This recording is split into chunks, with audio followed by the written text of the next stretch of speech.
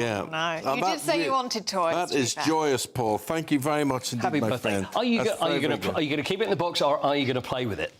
I'll have to get another one. What if I take it out and put it back in the box? Yeah, I think we'll be all right. I've never had one this size before. How big was the other one you had then? Was it smaller? About the size of the box. Oh, right, OK, nice. Yeah, this is very cute. Very, very good. What is it? It's a Corgi SPV vehicle. It's from Captain Scarlet, Special Patrol Vehicle.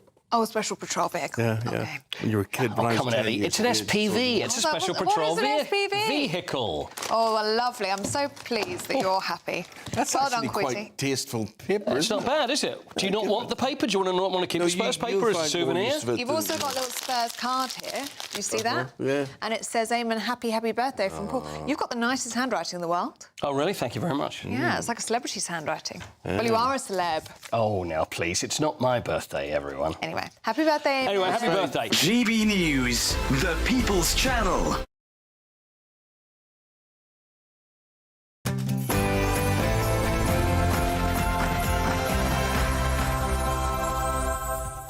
Very, very good afternoon to you. It's 3 p.m. Welcome to the Martin Daubney Show here on GB News. Yes, I'm back, broadcasting live across the UK, all the very latest news, debate and analysis all the way through until 6 p.m. And here's what's coming up on today's action-packed show. We've got some breaking news for you in this past 10 minutes. The government has announced it is mindful to once again cancel local elections in 5 extra areas, and that would deny votes for 4.6 million Brits. Nigel Farage has accused the Tories of colluding with the Labour Party, with the Reform boss blasting only a banana republic bans elections. We'll have all the latest on this latest denial of democracy. And the Labour Party has announced a classroom clampdown on misogyny. We need to make sure that the government is providing context for young boys in schools so that when they hear horrible, violent, misogynistic things, that we can make sure that that doesn't lead young men to a life of criminality. But here's my point. We've got a Prime Minister who thinks a woman can have a penis. And the Labour Party voted against a national rape gang inquiry. So can they really take the moral high ground when it comes to women's rights? Should Labour leave our kids alone? And shocking new data has shown that civil servants are more than twice as likely to take days off sick as opposed to private sector workers. The so-called sicky civil servants took an astonishing 8 duvet days last year, with mental health the biggest excuse. Are they really ill, or are they simply work shy in Whitehall? And new DNA evidence has proved that the first black Briton was actually white. Boneheaded scientists had long claimed that beachy-head woman's skeleton was of African origin, but science has proved she was from Eastbourne. And LGBTQ students at York University have provoked outrage after they performed a nativity play called A Gay in a Manger. The blasphemous play depicts Jesus' parents as a homosexual couple, and the 3 wise men, well, they're drag queens.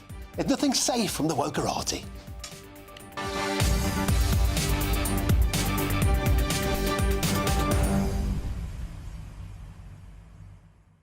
What a show that is. Thank you very much to Chris Hope for holding the fort yesterday. He was superb, as were you. Just an announcement to make. It's been announced in this past hour that in 2025, GB News has overtaken Sky News to become the #1 commercial news channel for the entire year. This has ended 36 years of Sky News dominance. From my heart, I want to thank every single one of you for watching, for listening, for supporting, for being there for us. This is the journey we're all on together. And by Jove, what a year it's been. We did it together. We've got a cracking show today. Elections cancelled. Are we living in a banana republic? I'll be joined by Chris Hope in a short moment's time for the latest update on the final day of Parliament. They always chuck through dodgy news on the final day, hoping nobody notices. Unfortunately for them, I'm here. So is Chris Hope. We've got a corking show. Get in touch, usual ways. GBnews.com/your say is the way to do so. Use that QR code on your screens there if you're that way inclined. Now, here's your headlines with Tatiana Sanchez.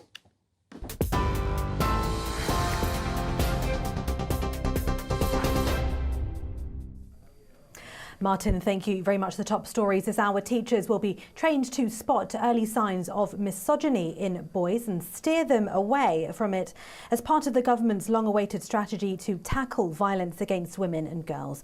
All secondary school pupils will be taught about healthy relationships. Teachers will be trained to spot worrying behaviour in young men, and high-risk children will be referred to behaviour change programmes. The £20 million package will include a new helpline for teenagers to get support for concerns about abuse in their own relationships.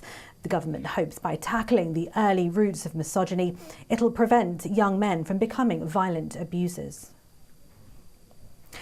Elsewhere, Australia's Prime Minister says new hate speech laws are coming after Sunday's deadly shooting at a Jewish festival in Bondi Beach. 15 people were killed when two gunmen opened fire on Hanukkah, prompting Anthony Albanese to promise tougher penalties for those spreading hate and radicalisation. The new laws will also include penalties for preachers and leaders who promote violence, a new federal offence of aggravated hate speech, and the introduction of hate as an aggravating factor in sentencing crimes for online threats and harassment. The Chancellor says the latest interest rate cut could knock around £100 a month off mortgage payments for first-time buyers. Rachel Reeves was speaking after the Bank of England lowered the base rate to 3.75%, the lowest level in nearly 3 years. She says 6 cuts since the general election amount to the fastest pace of rate reductions in 17 years. The move follows falling inflation and slower wage growth, offering relief for borrowers but less so for savers. Hospitals in England are on high alert after new figures show flu cases have hit record levels as resident doctors continue their strikes. More than 3,000 patients were in hospital with flu last week, the highest ever for this time of the year. The North West has seen a small fall in admissions, but NHS leaders warn pressure remains intense. One senior doctor says hospitals are nowhere near out of the woods just yet. And the farming sector is being left bewildered and frightened by government policy, according to a new review commissioned by ministers. The report, led by former NFU President Baroness Batters, calls for a new deal for profitable farming, warning costs are rising while weather conditions become more extreme. Although inheritance tax changes weren't formally within the review's scope, farmers raised them as the single biggest threat to viability. The report also highlights deep concern over changes to post-Brexit farming payments, with some questioning whether their business can survive at all. And those are the latest GB News headlines. For now, more in half an hour. Cheers Britannia Wine Club proudly sponsors the GB News Financial Report. And here's a quick snapshot of today's markets. The pound will buy you $1.3354 and €1.1390. The price of gold is £3,241 and 36 pence per ounce, and the FTSE 100 is at 9,797 points. Cheers Britannia Wine Club proudly sponsors the GB News Financial Report.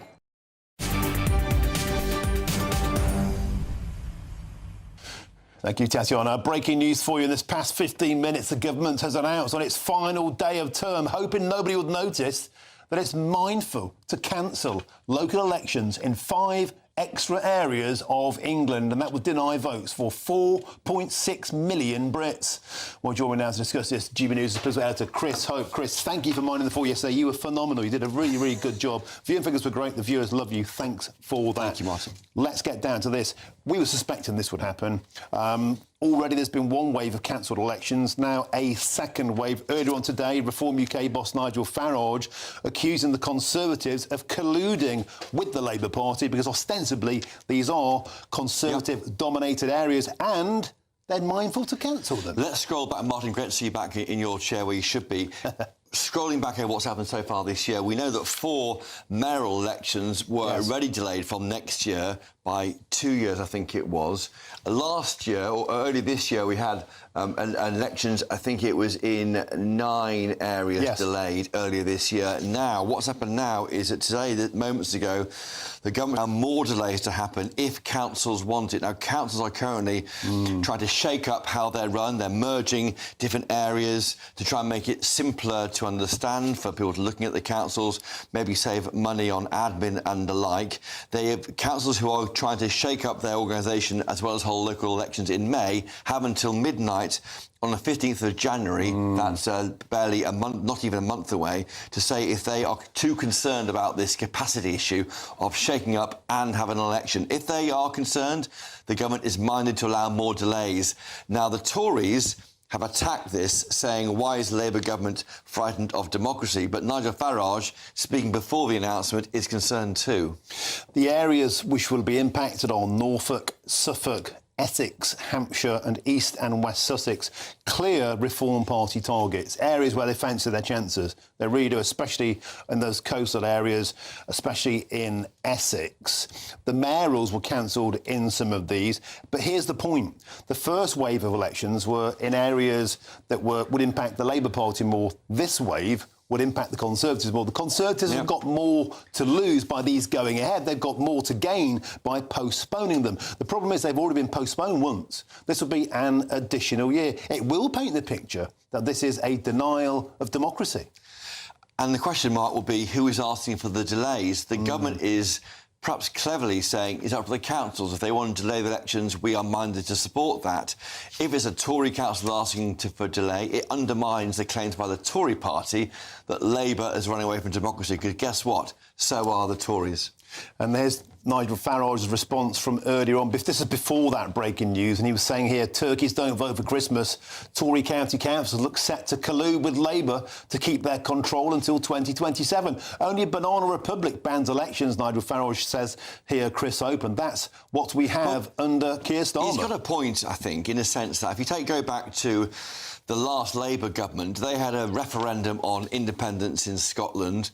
Or rather, giving him its own parliament back in 1997. 2 years later, the elections were held and the parliament was set up. In 2 years, 2 years. Why is it taking for so long for this government to organise or get these councils to organise themselves and sort out how they shape up their administration and have elections at the same time? The final line of that tweet there from Nigel Farage said, Kemi Badenoch must instruct her council leaders to allow elections to go ahead. And so what the Labour Party has done here, rather cleverly, if I don't mind saying so, from their point of view, they've kind of passed the grenade to the Conservatives to make them make the decision. And if the Tories say, yes, we agree, then Nigel Farage can say, I told you, it's both of them. That phrase that a lot of people use, the uni party against the establishment, they're all the same. Against Nigel Farage. He will be saying they're all the same. They're trying to stop you as voters support the insurgent party at the moment, Reform UK. Others too, of course. Lib Dems popular in the southwest, and of course the Green Party. They want them to go ahead. The Lib Dems do. Well, they would do, but so would the Greens. So the two main parties again under fire here. We're looking at these May local elections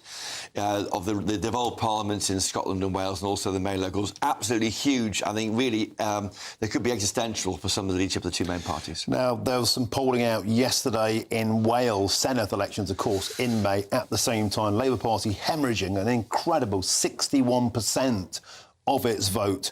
So these May elections, Council, Senedd, Holyrood, are being seen as a kind of first-term referendum on the Labour Party and perhaps the Conservatives. Reform UK board member Darren Grimes said Reform will fight this in court. Has there been any response yet from the Conservatives? No, waiting to see. But go on that poll yesterday, look closely. It looks again that you can see Plaid and Labour joined together to keep Reform UK out of office. And I think that could be what we see happening a lot in May, and that will fuel this grievance issue, I think, for Reform UK. I'm going to have a deeper dive into that tomorrow, because it really, really is fascinating. The tectonics of politics are shifting all the time. Chris Hope, superb start to the show. Let's try and get some response, if we can, from other parties if they haven't cleared off for their Christmas turkey. Thank you very much, Chris Hope. Now, moving on to another huge story today. Boys as young as 11. In fact, the pilot could even go down to primary schools. They'll be sent on anti-misogyny courses under new government plans. The Safeguarding Minister, Jess Phillips, told GBNews earlier today that this is necessary to tackle violence against women and girls. We need to make sure that the government is providing context for young boys in schools, so that when they hear horrible, violent, misogynistic things, that we can make sure that that doesn't lead young men to a life of criminality. But might these plans have the opposite effect? Could they miss the men who need it most and even radicalise other men against women? Does the Labour Party even have any credibility when it comes to tackling misogyny, given their record on tackling or not tackling rape gangs? Well, I'm joined in the studio by the Labour commentator, Eve McQuillan. Eve, welcome back to the studio. It's a pleasure to have your company here in Westminster. We can all agree that violence against women and girls is a scourge, a cancer, something that needs cutting out and ending. Here's my problem. The Labour Party have a Prime Minister who doesn't even know if a woman can have a penis. The Labour Party has consistently voted against rape gang inquiries. And I put it to you also, the biggest problem we have with misogyny is imported misogyny. We can't control our borders. Illegals pouring in every single day. We have cultural misogyny in mosques, in segregated spaces. The Labour Party don't want to go anywhere near any of that. They would rather try and brainwash our children in schools. Do you think it's got merits, though? I think it's absolutely got merits, and we can sit here and we can talk about the problems with other people and misogyny, but the fact is that in our country, 1 in 5 women in their lifetime will be raped. 1 in 3 women experience domestic violence in their lifetime. If you do the maths, that cannot just be other people that are the problem. That's a problem in our society as well. So I absolutely really strongly support this initiative today for the government to take a preventative approach to try and stop these crimes happening in the first place. I speak with some experience on having, in a previous life, I spoke with about over 50,000 British teenagers. I made a documentary called Porn on the Brain for Channel 4. I used to edit a men's magazine. And a previous government, David Cameron's government, it was the great porn panic of 2013. They were convinced then young men were just waiting to be sex predators. They were just waiting for stimulus. It's the same again now. And I was also concerned earlier on when Jess Phillips said she would even entertain looking at an Australian-style social media ban. Is this not a government that's just interfering in our children's lives in a way it just doesn't need to? No, I don't think so. I think we've demonstrably got a problem, and I think this is a government who's actually taking the initiative. If we look at how we intervene with people who are radicalised for other reasons, the far-right, radical Islam, etc., we need to see strong support, catching those things early, educating young men, educating anyone involved in that and taking them away from that. This is exactly the same approach, identifying the problem and then working with someone before it becomes a problem and escalates. The way that misogyny is working in society today is changing. We have, the old regressive stereotypes, women should be at home, etc., and violence when women break out of those stereotypes. That's the old pattern of misogyny. But now we're seeing Andrew Tate, we're seeing these ideas being banded around, we're seeing these ideas being banded around through TikTok, through the apps, and how it's affecting people's brains, the dopamine hit you get in your brain. So we need to take a different approach to get in there and deal with this problem. Sorry to talk over you there, it might be misogynistic. But on a serious point, I just don't believe that the likes of Andrew Tate, and again, I talk from huge experience, are the problem here. He's an idiot. He's an imbecile. He exploits vulnerable young lads. But I've spoken with hundreds of parents in schools, and they say to me they're really concerned about their boys being identified in classrooms as problems, as toxic, as walking, potential sex criminals, because a lot of beautiful young boys just retreat. They vanish into video games, pornography, isolation, and it won't stop. Yeah. Genuine misogyny. And that's my point. It's a blunderbuss against all boys. What we need is to target individual cultures and backgrounds. The Labour Party hasn't got the guts to do it. This is about targeting the kids who are actually expressing ideas that are risky, and about you can do it gently, but you need to identify those kids who are expressing problem views. Most perpetrators of violent sexual crimes in this country are white men. If we just sit here and say the problem... Exactly. So if we just sit here and say the problem is someone else, we're missing out and letting women and girls down in this country. But if you look at per capita offences, here's a conversation the Labour Party simply don't want to have. For example, we know the data shows us that if you're from Afghanistan, you're 22 times more likely to commit a sexual offence in Britain than if you're born as a white Briton. Now, these are the facts. Labour Party don't like those kind of facts. It doesn't fit the script. That's my point. I just think this could be a blunderbuss that could attack all men and leave a lot of them actually, quite vulnerable at the end of it. But look, thanks for coming in again. Thanks for having me. Labour commentator Eve McQuillan, and Merry Christmas to you too. Merry Christmas. Let's go. Our next guest in now is consultant nurse psychotherapist, and that's Des McVeigh. Des, welcome to the show. It's a pleasure to have your company. Des, I'm a huge fan of your work and your colleague Naomi Murphy, and I know you talk a lot about how shame is used to manipulate men, and I think it can be very, very damaging. Do you have concerns about boys being targeted this way in British classrooms? Absolutely, Martin. I think misogyny is a really really significant issue we have to address, but we're not going to be able to address it unless we address misandry, which is a contempt and hate for men. And often the cause of misogyny is in fact misandry for little boys. And I know that you're also passionate about the positive masculinity. You know, having positive male role models in young boys' lives is so vital. Oftentimes now that doesn't happen, and we're seeing young boys kind of disappear off. And are you concerned that if an 11-year-old kid is sat in front of a class and he's being told by a teacher, you're a potential sex criminal, that's going to be a good thing for him? I think it's very threatening to a young boy to be conceptualised that way. And I think the term misogyny, along with toxic masculinity, paedophile, psychopath, they're gender-specific terms, but actually misogyny is acted out by women, toxic masculinity is acted out by women, and psychopathy is acted out by women. And we're just focusing all the behaviours on men. It is a problem, but it's not just gender-specific. And in my you're exactly right. I've witnessed females in institutions act out very significant toxic masculinity, and I've witnessed a lot of misogynistic women. So it's a mistake to target just young boys with this very important issue. And Des McVeigh, do you think teachers are even equipped to have these kind of conversations? They're delicate, they're complicated, they can have serious ramifications. You're a psychotherapist, you're trained to do this.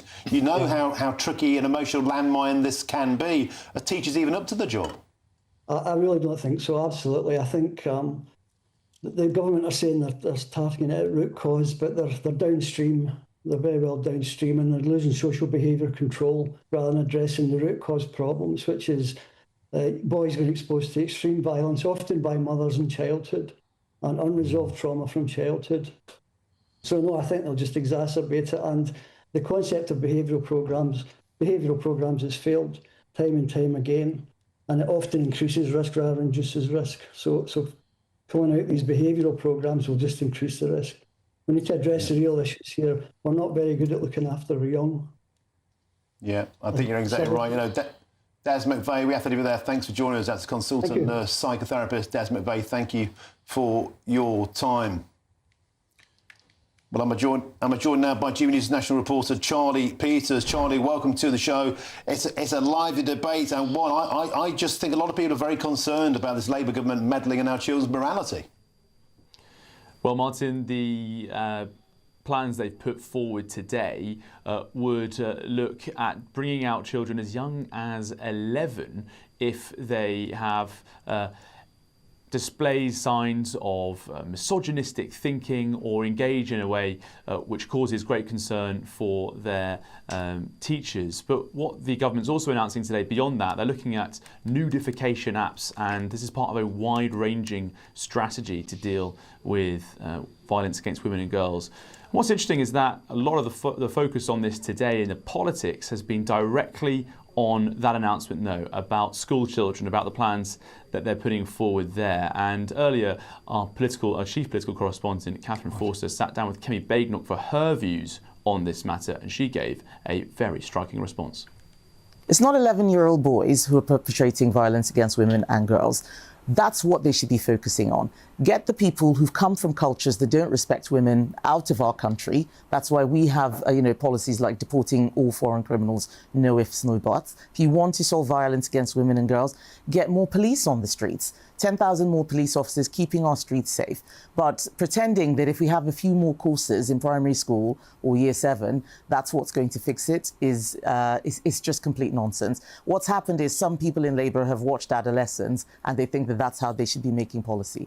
Well, very striking comments from Kemi Badenoch there, making this issue very much about migration, about cultures coming to Britain, echoing comments made by her colleague, the Shadow Minister, Katie Lamb, in Parliament, who responded to the Safeguarding Minister, Jess Phillips, when she was bringing an update about this strategy to the House of Commons. Katie Lamb outlining how she thought there was not a proper debate on mass immigration and its impacts on violence against women and girls, saying that the Ministry of Justice and the government needed to collate more data about nationality and foreign offenders. And Jess Phillips responded to that by saying that there is no culture, there is no creed that does not fail to treat women properly, which critics have responded to by saying, well, actually, that's not the point that Katie Lamb was making. She was speaking more about overrepresentation and how there needs to be a focus there. So I expect this will rumble on this afternoon, Martin, but the government are making several announcements in their violence against women and girls strategy. Thank you, Charlie Peters. Superb as ever. Let's get back to studio. Chris Hope, you've got a break-in line for us on this cancellation of council elections. Two issues quickly. The scale of the cancellation is striking. There are 204 councils across 21 areas going through a shake-up. 63 of these councils are due to hold elections in May 2026, and they've been written to for views on potential postponement. As many as 63 councils could not have elections next May as planned. Deadline to apply for that, of course, is midnight, 15th of January. Just while I've got you, Nigel Farage has responded now. He says this is a worry. He's concerned about this. He is now backing a petition. Over 100,000 people have signed it. He says only dictators cancel elections. More than 100,000 people have signed a petition run by Reform UK saying don't cancel these elections. Farage says dictators do. 63 councils and rising. January the 15th is that deadline. They're using the last day of Parliament always, Chris, to try and drop these bombs. Take out the trash day, it's called. Take out the trash day. All the difficult issues come out before MPs go away. Unfortunately, we're going through their bins. We're still Nothing here, Martin. Gets past us. Chris Hope, let's keep on this throughout the rest of the show. Superb as ever. Thank you very, very much indeed. Now, still to come, we'll be crossing to a boozer in East Sussex as interest rates are cut to the lowest level in 3 years. But will it make any difference? Well, yeah, pints and laughter here in full swing, but has this cut in interest rates brought any festive cheer? I'll be finding out in just a few minutes' time. Don't go anywhere. You're watching GB News, Britain's news channel. Britain was once the envy of the world, but look around. A nation that no longer knows what it is or where it's going. A country that's broken. How do we fix Britain? How do we bring it back? Friday night with Matt Goodwin at 8 p.m. only on GB News. Decisions made in Washington aren't just shaping America, they're shaping Britain too. From migration to global security, from crime to health. Whatever happens in the White House today will be felt in your town or city tomorrow. That's why The Late Show is live from Washington, D.C. Cutting through the politics to show you what it all means for Britain. The Late Show live every night at midnight. Only on GB News, Britain's news channel. No matter the state it's in, this is our nation. Join me, Jacob Rees-Mogg, for a genuine, honest discussion on where we have been, where we are going, and where we are with the people who set the direction. Tune in to State of the Nation every Monday to Thursday, 8 to 9 o'clock. Only on GB News. Britain deserves a newsroom that puts the facts and your voice first. Well, and that's what you get on GB News. Lively debates, lively conversation. And we're not afraid to hold power to account. And each other. So join me, Andrew Pearce. And me, Miriam Gates, for Britain's Newsroom, weekdays from 9:30 on GB News. Bold. They are under no illusion. Ray. Are you a human trafficker? Boundless. I've had enough of the nonsense, and I'm not afraid to say it. Don't get this on the BBC. Every weeknight, I tear through the headlines. The smell of gasoline. Should we be worried about it? From Westminster madness to cultural war chaos. What I'm going to do now is they are throwing things out the car as we speak. Get ready, Britain. Here we go. Patrick Christie tonight, weeknights from 9 p.m. only on GB News, Britain's news channel. Hi, I'm Michelle Dewberry, and my show is your opportunity to cut through all the noise and dive in headfirst to some robust debates. Ideas clash. Situation, no, isn't it? No, Because the failure is... You're deliberately avoiding my point. Nothing's held back. And if you think this is the end of it, wait for more. And we do not shy away from the difficult stuff. Sometimes I want to shake people and say, if only you understood. So join me on Jubes & Co. weeknights at 6 p.m. only on GB News, Britain's news channel. Mornings don't have to be tiresome, especially if you have the right company. Wake up to news as it happens, opinion and debate, and of course, a little bit of entertainment too. Because when the kettle's on, we're on. That's Breakfast on GB News, a show worth waking up for. Every morning from 6 a.m. Only on the People's Channel, Britain's news channel. We'll spread the news, you spread the word.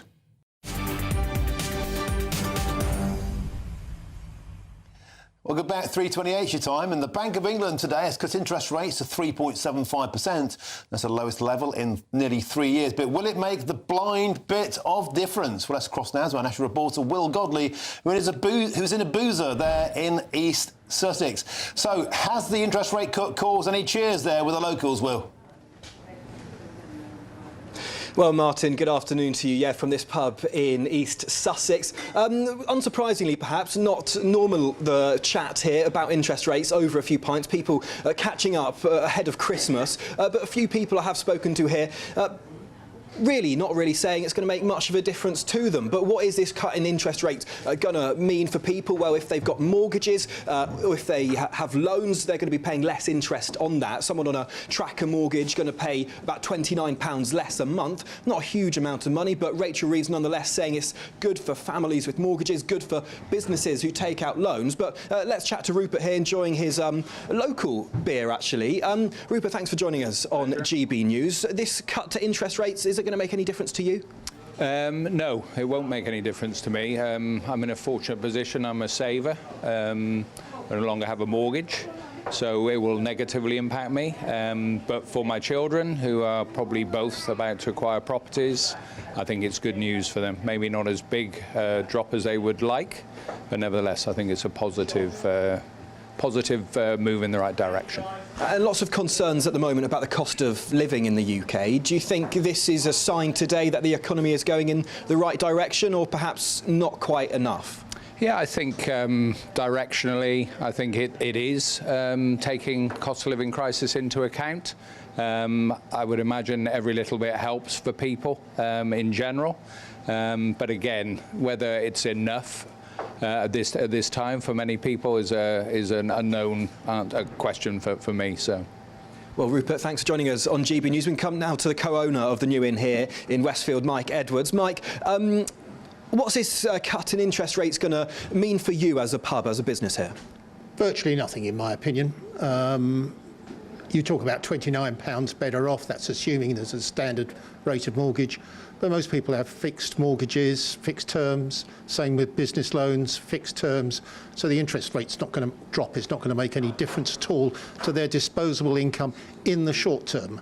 Fine if you're just buying a house and you're going to get a new mortgage, it's a little bit less. But I suspect if you're just buying a new house, you won't have any money anyway, the way the house prices are going. So don't feel particularly inspired by it. Mike, you tell me last time you were on Martin's show, Martin said you'd be a very good Prime Minister. Well, I'm going to ask you now, if you were Prime Minister or Chancellor today, reacting to this economic news, what do you think you would do to help pubs across the UK? I think that the biggest problem is the way the employee taxation. We have been murdered by national insurance rises and by the cut in the starting rate for when national business pays national insurance on its employees. That has meant that there are now huge numbers of young people who are now unemployed. And that is a direct response to the changes in national insurance imposed earlier this tax year. What else is there to say? And in terms of you as a pub employing young people, what difference has that made for you? Overall, we have cut our employment here. We have a big demand from young people who want to come and work in places like this and have traditionally worked in places like this, but it's now no longer economic for them to employ them. And it's a crying shame. And I think that the Labour government have done a great disservice to the young people in this country in terms of working, part-time working, their education, and their general well-being in life. And the pub here today's been fairly busy, people enjoying Christmas drinks, Christmas lunch, and friends sharing time with one another. But the big fear for you is what happens in January when the pub becomes less busy. How worried are you that the current economic situation will be devastating? I think, like all hospitality businesses, it could be disastrous, could well be disastrous. We're fighting ever-increasing costs, particularly energy costs, which seem to have gone through the roof, despite what the Chancellor says for years to come that they're cutting so much off. All the different things that the Chancellor has done over the past year or so has just hit the hospitality business in particular very, very badly. So we sit here and, I'm not going to say dread, but I'll very, very much have bad foreboding for the future. And lots of pubs at the moment worrying, thinking about whether they should put up prices. Of course, inflation has come down, but it still means prices are rising, just less quickly. For you to put prices of pints up, is that something you're thinking about? And what impact would that have for you as a pub? Every price is kept under review, of course, all the time. And this business is price sensitive. And so for every 10, 20, 30p you put on a pint, you know that you're not going to increase your take by the same amount. People will just drink a bit less. The doctors might say that's good, but not necessarily for us. Okay, Mike Edwards, thank you very much for joining us on GB News. Martin, I can tell you Rachel Reeves has reacted as well to this cut in interest rates, saying this is the 6th interest rate cut since the election, and that's the fastest pace of cuts in 17 years. She says that's good news for families with mortgages and also businesses with loans, but here at this pub, people unsure whether they're going to feel the difference or what impact it's going to make on the pub itself. Well, Godley, once again, pass on my cheers there to Mike Edwards. I honestly think if we have people like Mike Edwards running a thumb over policy, running a thumb over the real world, then the politicians might be quite so quick to act. But, Will Godley, I've got to say, you've come on my show in a pub and you haven't either poured a pint or you haven't necked a pint. I'm afraid I'm not going to allow that. You've got to choose your poison. You're either going to pour a pint and show us after the break, or you're going to come and you're going to scull one. You've got a choice. It's up to you. Think it over the break. You can't go in a pub and not get your hands dirty in this job. We'll come back to you, shall we? We're coming back to you after the break because there's loads more still to come between now and 4 o'clock, as well as Will Godley getting his claws around a jar. New DNA analysis has found that the woman we thought, or woke scientists thought, was the first black Briton was actually a white woman. Yeah, a woman from Eastbourne. This is GB News, Britain's #1 news channel. Afternoon, welcome to your latest weather update from the Met Office here on GB News. Very soggy out there for most of us today. Tomorrow offers something a bit drier and a bit brighter. Still a few showers around and still quite breezy, but some very strong winds and heavy rain across parts of the south at the moment. Not very pleasant on the M25 in particular. That rain ebbs away and then another band of showery rain swings from west to east through the night. So we'll all see some rain, but most places will become dry through the early hours with clearer spells, particularly over the Midlands, southern and eastern England. Showers continue to feed into northern and western parts. Temperatures to start Friday 4 to 6 degrees Celsius. But we should start with some sunshine, certainly over the Midlands and eastern England, parts of eastern Scotland too. But lots of showers also packing in on still what will be a fairly brisk wind. Heavy showers moving through pretty rapidly over the Highlands. Some for Northern Ireland, especially over the northern half of Northern Ireland. Belfast may start dry, and a good chunk of England will start dry with some sunshine. Notice there'll still be a few showers feeding in across Wales. But again, with a brisk wind, they should be moving through fairly rapidly. And we will see some sunny spells between those showers. So it's not completely dry, but as I said, a lot drier than it is out there today. And the showers will tend to ease, actually. We'll keep some going across the north coast of Northern Ireland. We'll keep some going from the central belt of Scotland northwards, but many areas having a dry afternoon. Temperatures similar to today's, but probably feeling a bit warmer because there'll be a bit more sunshine around and that breeze continuing to ease, although still quite lively over northern Scotland. Gusty winds continue to bring showers in here on Friday night. Still the odd one for West Wales, northwest England, but most places looking dry as we head through Friday night and into Saturday. And many areas will have a fine day on Saturday as well. Quite a bit of sunshine around over central and eastern parts. In the west, though, another weather front will edge in, bringing more rain to Northern Ireland and later on into southwest England. Bye for now.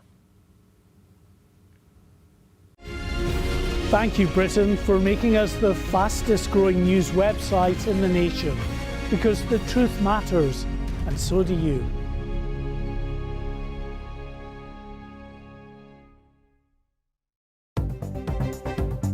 Good afternoon. This is the latest AI travel news from GBNews.com. Road users should exercise caution on the A9 Kessock Bridge due to high winds.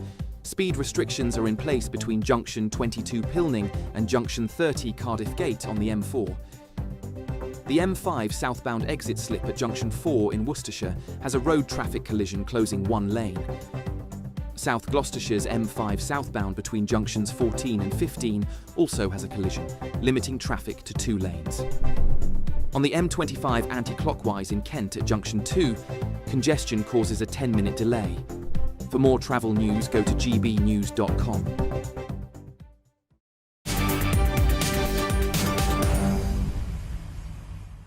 Welcome back. Time is 3:39. You with me, Martin Daubney, here on GB News. Now let's cross back now to GB News' national reporter Will Godley down there at the New Inn in East Sussex. Before the break, I said him something of a challenge. Can he pour a pint and or get it down? And Will, over to you. Well, I've got a pint here, Martin. I think I'm going to challenge the landlord here, Paddy, to see who can down their pint quicker. I was never able to down them very well at university. Don't think I'll be able to do it now, but cheers. Cheers. Oh, there we go. Merry Christmas.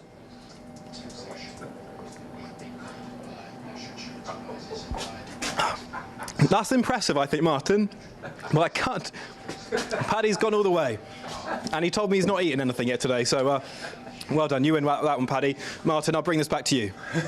Well, Godley, only a novice would dare a landlord to do that. But well played, well played. And by the way, GB News does not encourage binge drinking, even though we just did. Thank you, Will Godley. Superb. Thank you very, very much indeed. Now, moving on to a more sober story. A woman billed as the first black Briton was actually a white woman from Eastbourne. For years, it was believed that Beachy Head Woman, an ancient skeleton, was from sub-Saharan Africa. But guess what? New DNA analysis has shown the women actually originated from southern England and was white, with blonde hair and light eyes. So, not at all black. Well, I'm joined now by the historian and the journalist, Bijan Omrani. Down the barrel. OK, welcome, Bijan Omrani. Here we go. So we were led to believe for many years that Beachy Head Woman had African origins. This was a myth that even made it, of course, as far as the BBC. The BBC historian David Olusoga described her as being of African descent in his series Black and British. She was British, but she wasn't black. Yes, well, this is the interesting thing. I mean, people moved around the Roman Empire all the time. That's perfectly true. But the thing is that the way that these particular examples have been seized on, I mean, firstly, it was seized on too quickly before we had full scientific evidence to show where she was actually from. But beyond that, this idea that we should jump on these ideas and then use them to project contemporary ideas of multiculturalism and contemporary political debates into the past and use those as examples to suggest how societies should be today. That is what I find difficult about that response to that use of history. What's also telling here is that this was the first contemporary and comprehensive testing of the DNA of this skeleton. It was carried out by the British Natural History Museum. It's the bona fide copper-bottomed final countdown. This is it. There's no greater proof. And it must have desperately disappointed all of the wokerati out there. They were desperate to believe that Beachy Head Woman was black. It was the same with Cheddar Gorge Man, Pete Marsh, desperate for him to be black, desperate for black people to be involved in the making of Stonehenge in the Tudor era. What is it with the scientific community who are just wishing diversity on the ancient forebears of Britain? Again, it's a contemporary debate that is actually destroying the integrity of historical and scientific discussion, and it is a very great concern. I mean, but the silly thing is that, I mean, people talk about the forgotten history. I mean, it was always known that there were people from Africa who might have been present in Britain. I mean, for example, you know, the first abbot of Canterbury was from North Africa in the 7th century. One of the first archbishops of Canterbury was from Asia Minor. But the point is that that doesn't imply that Britain was a sort of grand multicultural society, and that we should be a grand multicultural society. There was a cultural community across the Roman Empire.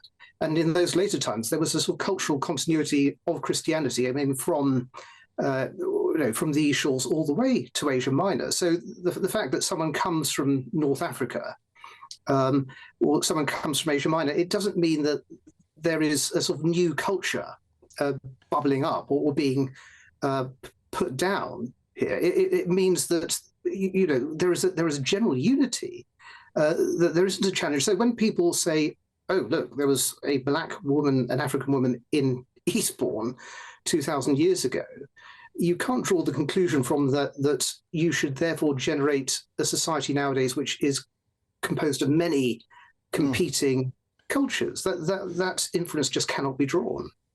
But Bijan, my point here is that this is a one-way street. They would never say, "Oh, one of the guys who worked on the pyramids in ancient Egypt, he was white, his name was Terry." It would never happen.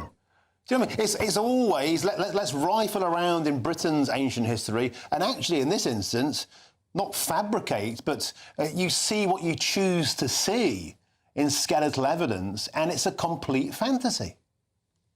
Yes, well, as I say, I mean, it is regrettable that too much was made of the evidence before it had been properly investigated with proper techniques, and that's just happening too much. But we're just seeing replications of this approach, I mean, all the way across the historical world at the moment. So we have this story at the moment. We have another story about English heritage, again, relying on faulty scholarship just the last couple of days to claim that the festival of Christmas, 25th of December, was taken over from a Roman festival of Sol Invictus. That's faulty scholarship. And they were picked up on this at Easter this year. They used, again, faulty scholarship to suggest that Easter was based on pagan festivals. Now, we've known it wasn't for a very long time. There's no good historical evidence to suggest that. It is born out of Christian doctrine and Christian practice. But still, they did it, and then they knew it was wrong, and they didn't correct their approach to the scholarship. And another story in the news at the moment is about the British Museum's new loans to India. Now, I mean, they're dealing with rhetoric put forward by the Indian Museum that this is to do with decolonisation, and rhetoric coming from India that Britain never recognised the cultural value of India, which I think is extraordinary, because I mean, it's British scholars in the 18th century who really retrieved many of the ancient English languages and heritage. So it's just the same pattern across history, or the study of history at the moment. Okay. Thank you very much. We have to leave it there. Bijan Omrani, you're absolutely right. They've just inserted their own belief system into actual evidence, and they've proven to be actual clowns. Bijan Omrani, thank you very much for joining us on the show. Now, still to come in today's show, as just helped along there, that story, English heritage admits to promoting nonsense theories about Christmas. But first is the forecast for some of the top European destinations.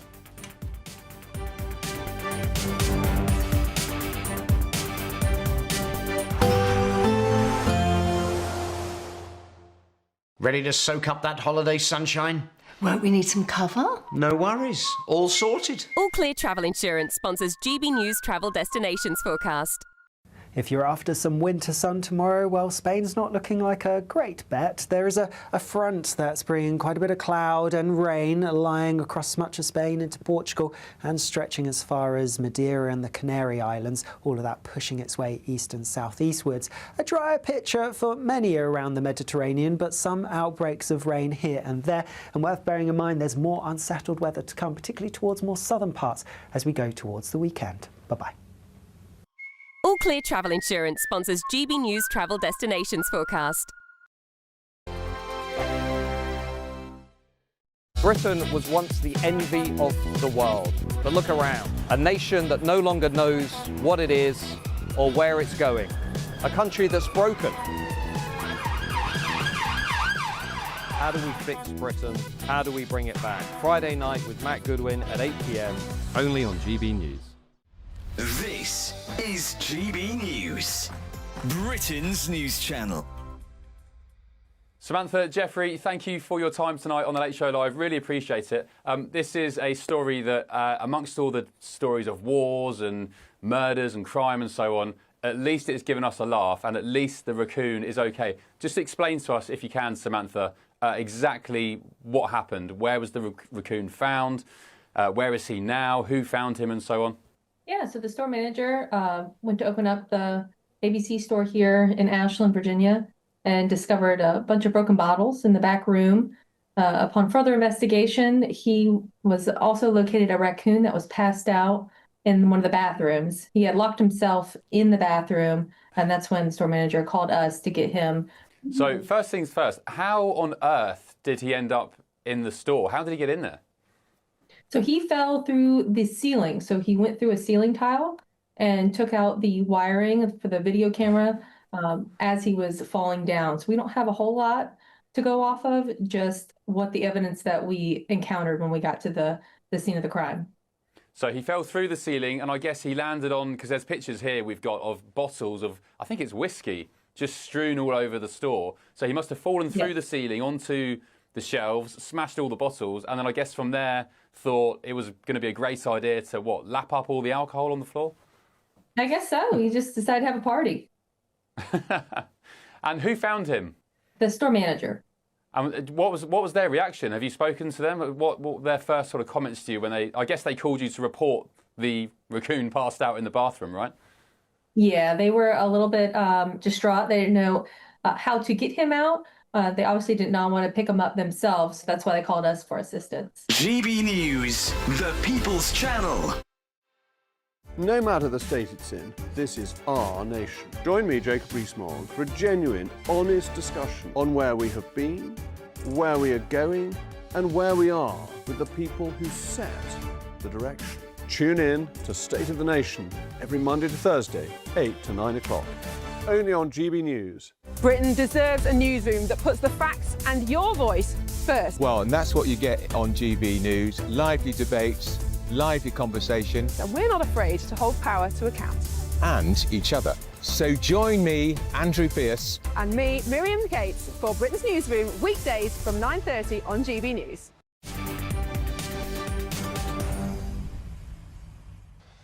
Welcome back. It is 10 minutes before the hour of 4. You're with me, Martin Daubney, here on GB News. Now, don't forget to tune in for the Nigel Farage Christmas special. Look at that. Farage in a Santa hat. What's not to like? That special is at 7 p.m. tonight, and it's live from Chelmsford, exclusively here on GB News. Now, Nigel will be joined by GB News regulars Adam Brooks and Joe Phillips.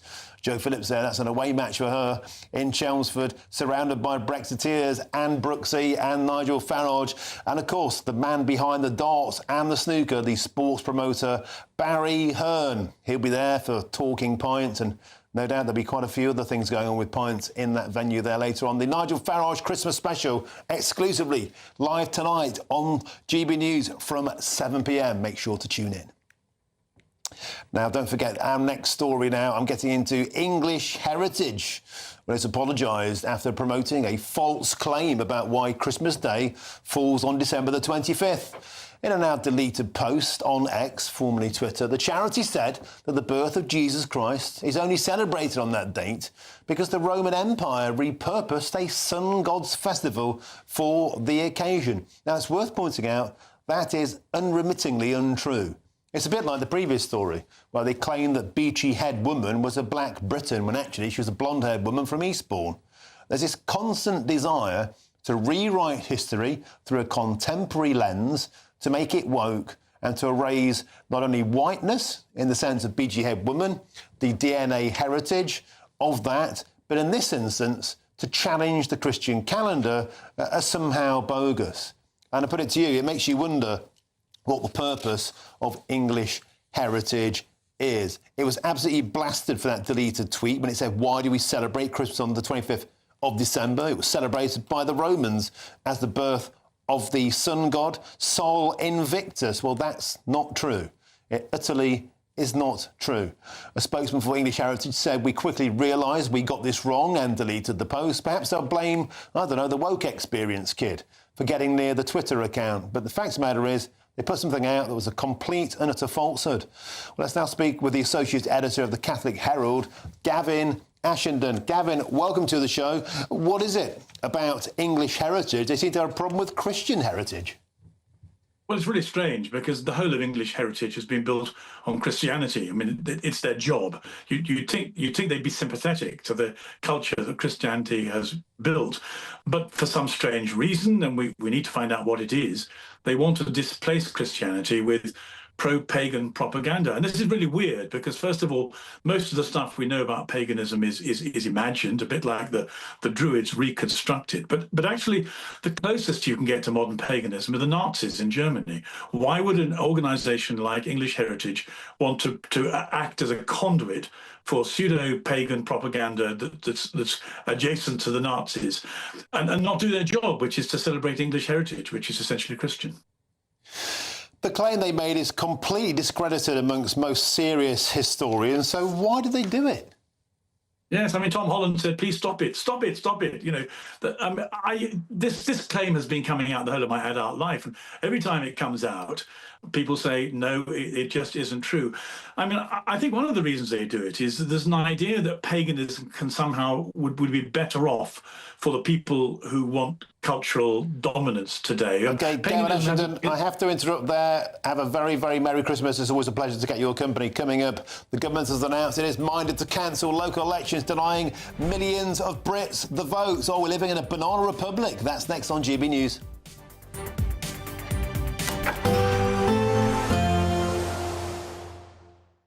Expect warm spells with the odd rude interruption. Boxed Boilers sponsors the weather on GB News. Afternoon, welcome to your latest weather update from the Met Office here on GB News. Very soggy out there for most of us today. Tomorrow offers something a bit drier and a bit brighter. Still a few showers around and still quite breezy, but some very strong winds and heavy rain across parts of the south at the moment. Not very pleasant on the M25 in particular. That rain ebbs away and then another band of showery rain swings from west to east through the night. So we'll all see some rain, but most places will become dry through the early hours with clearer spells, particularly over the Midlands, southern and eastern England. Showers continue to feed into northern and western parts. Temperatures to start Friday 4 to 6 degrees Celsius. But we should start with some sunshine, certainly over the Midlands and eastern England, parts of eastern Scotland too. But lots of showers also packing in on still what will be a fairly brisk wind. Heavy showers moving through pretty rapidly over the Highlands. Some for Northern Ireland, especially over the northern half of Northern Ireland. Belfast may start dry, and a good chunk of England will start dry with some sunshine. Notice there'll still be a few showers feeding in across Wales. But again, with a brisk wind, they should be moving through fairly rapidly. And we will see some sunny spells between those showers. So it's not completely dry, but as I said, a lot drier than it is out there today. And the showers will tend to ease, actually. We'll keep some going across the north coast of Northern Ireland. We'll keep some going from the central belt of Scotland northwards, but many areas having a dry afternoon. Temperatures similar to today's, but probably feeling a bit warmer because there'll be a bit more sunshine around and that breeze continuing to ease, although still quite lively over northern Scotland. Gusty winds continue to bring showers in here on Friday night. Still the odd one for West Wales, northwest England, but most places looking dry as we head through Friday night and into Saturday. And many areas will have a fine day on Saturday as well. Quite a bit of sunshine around over central and eastern parts. In the west, though, another weather front will edge in, bringing more rain to Northern Ireland and later on into southwest England. Bye for now. Expect warm spells with the odd rude interruption. Boxed Boilers sponsors the weather on GB News. Thank you, Britain, for our more than 2 million YouTube subscribers and more than 2 billion views. That is Britain watching, sharing and making its voice heard louder than ever before. Good afternoon. This is the latest AI travel news from GBNews.com. Currently, on the M8 westbound between junctions 25 and 25A, a broken down vehicle is causing a partial blockage of the road. Drivers are advised to proceed with caution and reduce their speed significantly. Additionally, on the M4 eastbound at junction 5 in Slough, all lanes are currently closed due to a traffic collision, resulting in a 30-minute delay. Furthermore, disruptions are affecting cross-country services on the trains between Gloucester and Newport in South Wales. East Midlands Railway is also experiencing service issues between Leicester, Corby and Bedford. For more travel news, go to gbnews.com.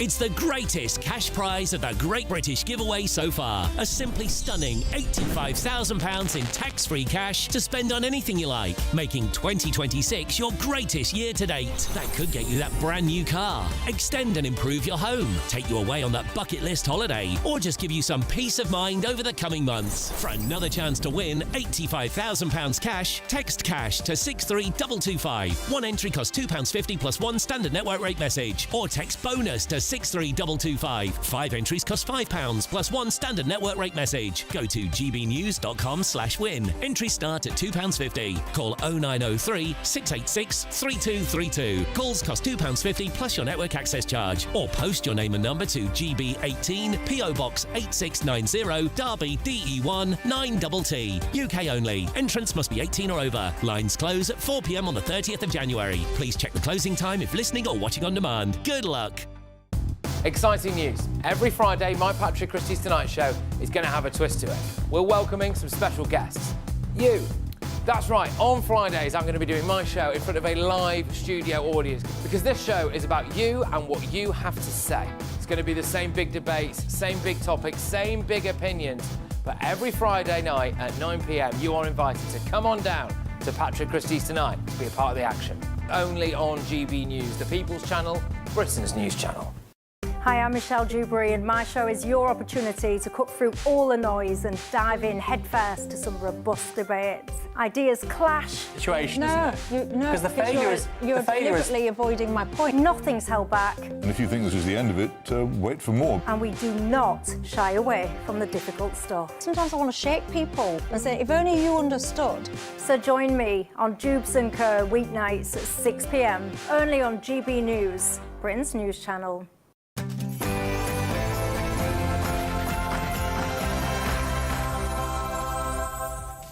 Very, very good afternoon to you. It's 4 p.m. and welcome to the Martin Daubney Show here on GB News. We're broadcasting for you live across the UK. All the very latest news, debates and analysis all the way through until 6 p.m. We've got a corker of the show, and here's what's on the top of the menu today. Breaking news. The government has announced this afternoon it is minded to cancel local elections in, wait for it, 63 areas across Britain, and that will deny votes for millions upon millions of Brits. Nigel Farage has accused the Tories of colluding with Labour with the Reform boss blasting only a banana republic bans elections. We'll have all the latest on what many people are calling a denial of democracy. Now, the Labour Party has announced a classroom clampdown on misogyny. We need to make sure that the government is providing context for young boys in schools, so that when they hear horrible, violent, misogynistic things, that we can make sure that that doesn't lead young men to a life of criminality. But hang on a minute, the Prime Minister thinks a woman can have a penis. And the Labour Party voted against the National Rape Gang inquiry. Can they really take the moral high ground when it comes to women's rights? Should the Labour Party leave our kids alone? A shocking new data has shown that civil servants are more than twice as likely to take days off sick when compared to private sector workers. Sicky civil servants took 8 duvet days last year, with mental health the biggest excuse for their days off. Are they really ill, or are they simply work shy in Whitehall? And LGBTQ plus students at York University have provoked outrage after they performed a nativity play called A Gay in a Manger. The blasphemous play depicts Jesus' parents as a homosexual couple and the 3 wise men as drag queens. Is nothing safe from the wokerati?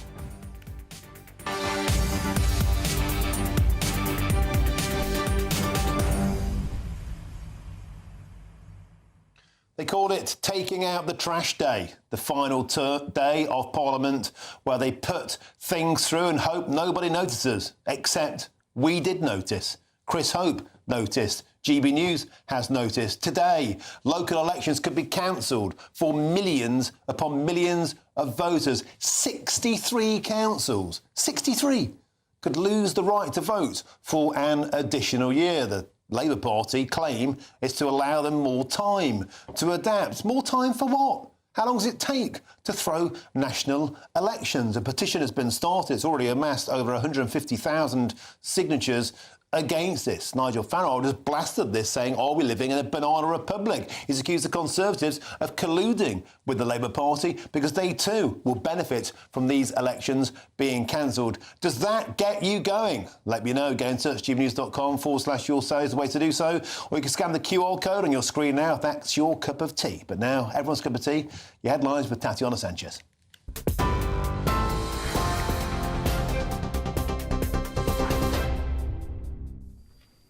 Martin, thank you very much and good afternoon. There's top stories from the GB newsroom. Teachers will be trained to spot early signs of misogyny in boys and steer them away from it as part of the government's long-awaited strategy to tackle violence against women and girls.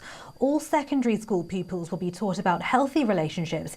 Teachers will be trained to spot worrying behaviour in young men, and high-risk children will be referred to behaviour change programmes. The £20 million package will include a new helpline for teenagers to get support for concerns about abuse in their own relationships. The government hopes by tackling the early roots of misogyny, it'll prevent young men from becoming violent abusers. Sir Keir Starmer has insisted the government is stepping in to stop harm before it starts. We need to make sure that the government is providing context for young boys in schools so that when they hear horrible, violent, misogynistic things, that we can make sure that that doesn't lead young men to a life of criminality. Australia's Prime Minister says new hate speech laws are coming after Sunday's deadly shooting at a Jewish festival in Bondi Beach. 15 people were killed when 2 gunmen opened fire on Hanukkah, prompting Anthony Albanese to promise tougher penalties for those spreading hate and radicalisation. The new laws will also include penalties for preachers and leaders who promote violence, a new federal offence of aggravated hate speech, and the introduction of hate as an aggravating factor in sentencing crimes for online threats and harassment. Elsewhere, the Chancellor says the latest interest rate cut could knock around £100 a month off mortgage payments for first-time buyers. Rachel Reeves was speaking after the Bank of England lowered the base rate to 3.75%, the lowest level in nearly 3 years. She says 6 cuts since the general election amount to the fastest pace of rate reductions in 17 years. The move follows falling inflation and slower wage growth, offering relief for borrowers but less so for savers.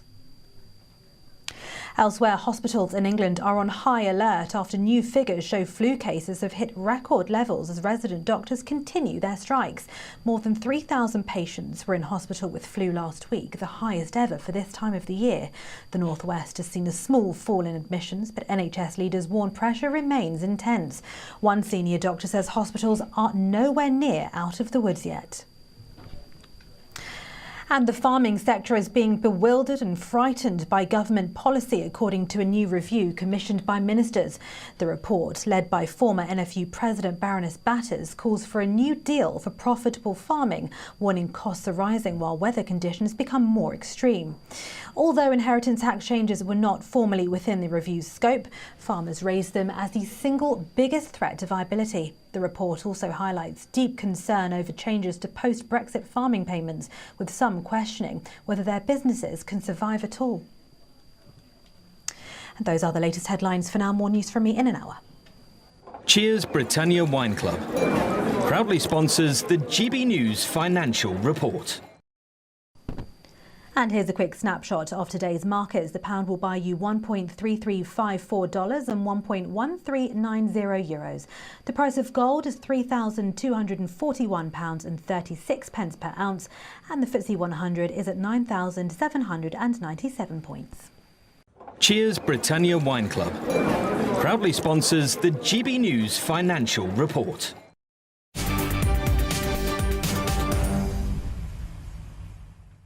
Thank you, Tatiana. Now to the huge breaking news this afternoon. Ministers have been accused of acting like a banana republic despot after planning to cancel yet more local elections. Now, the Labour Party is considering cancelling contests across, wait for it, 63 council areas that are due to take place next May. Now, that would deny the votes for millions upon millions of Brits. It's a simply incredible story, just dumped on the final day of the parliamentary term. Perhaps they hoped we'd miss it. We haven't missed it. And here's GB News political editor Chris Hope in the studio with me in Westminster.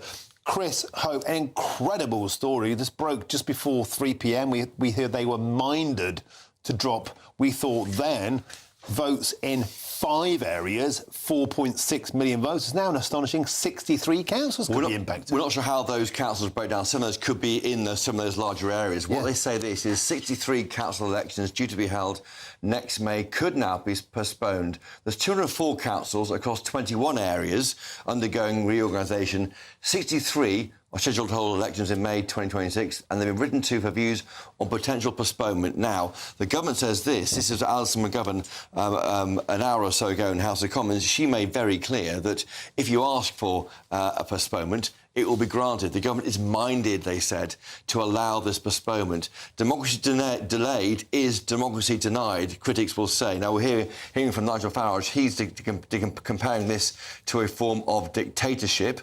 Why is this going? Why is this being allowed? Only dictators council elections. He's now got a petition going. When I last looked, 110,097 people had signed it. The petition says this: it's a disgrace that Labour is planning to cancel elections to try and stop reform. I demand that the elections go ahead in full. The Tory party, they're in a bit of a slight position here. Now, they say, James Cleverly, who's the local government secretary, the shadow local government secretary, he says that last week Labour said Labour said these elections would go ahead as planned.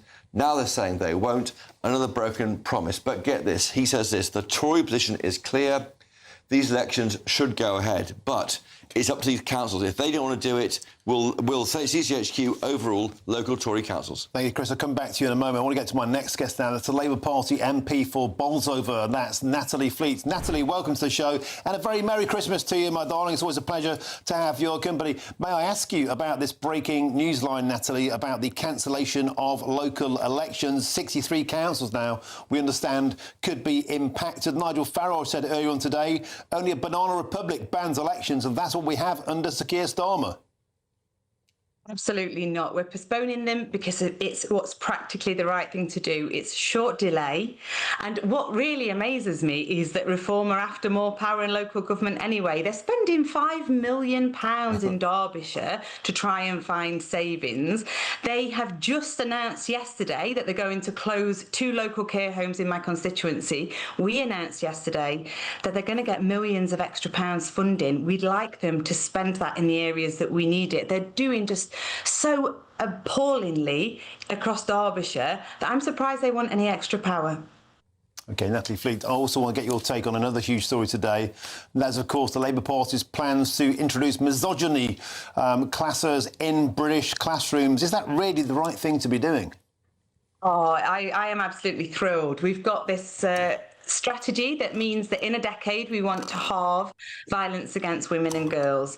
You care about working class lads as much as I do, Martin, and working class girls too.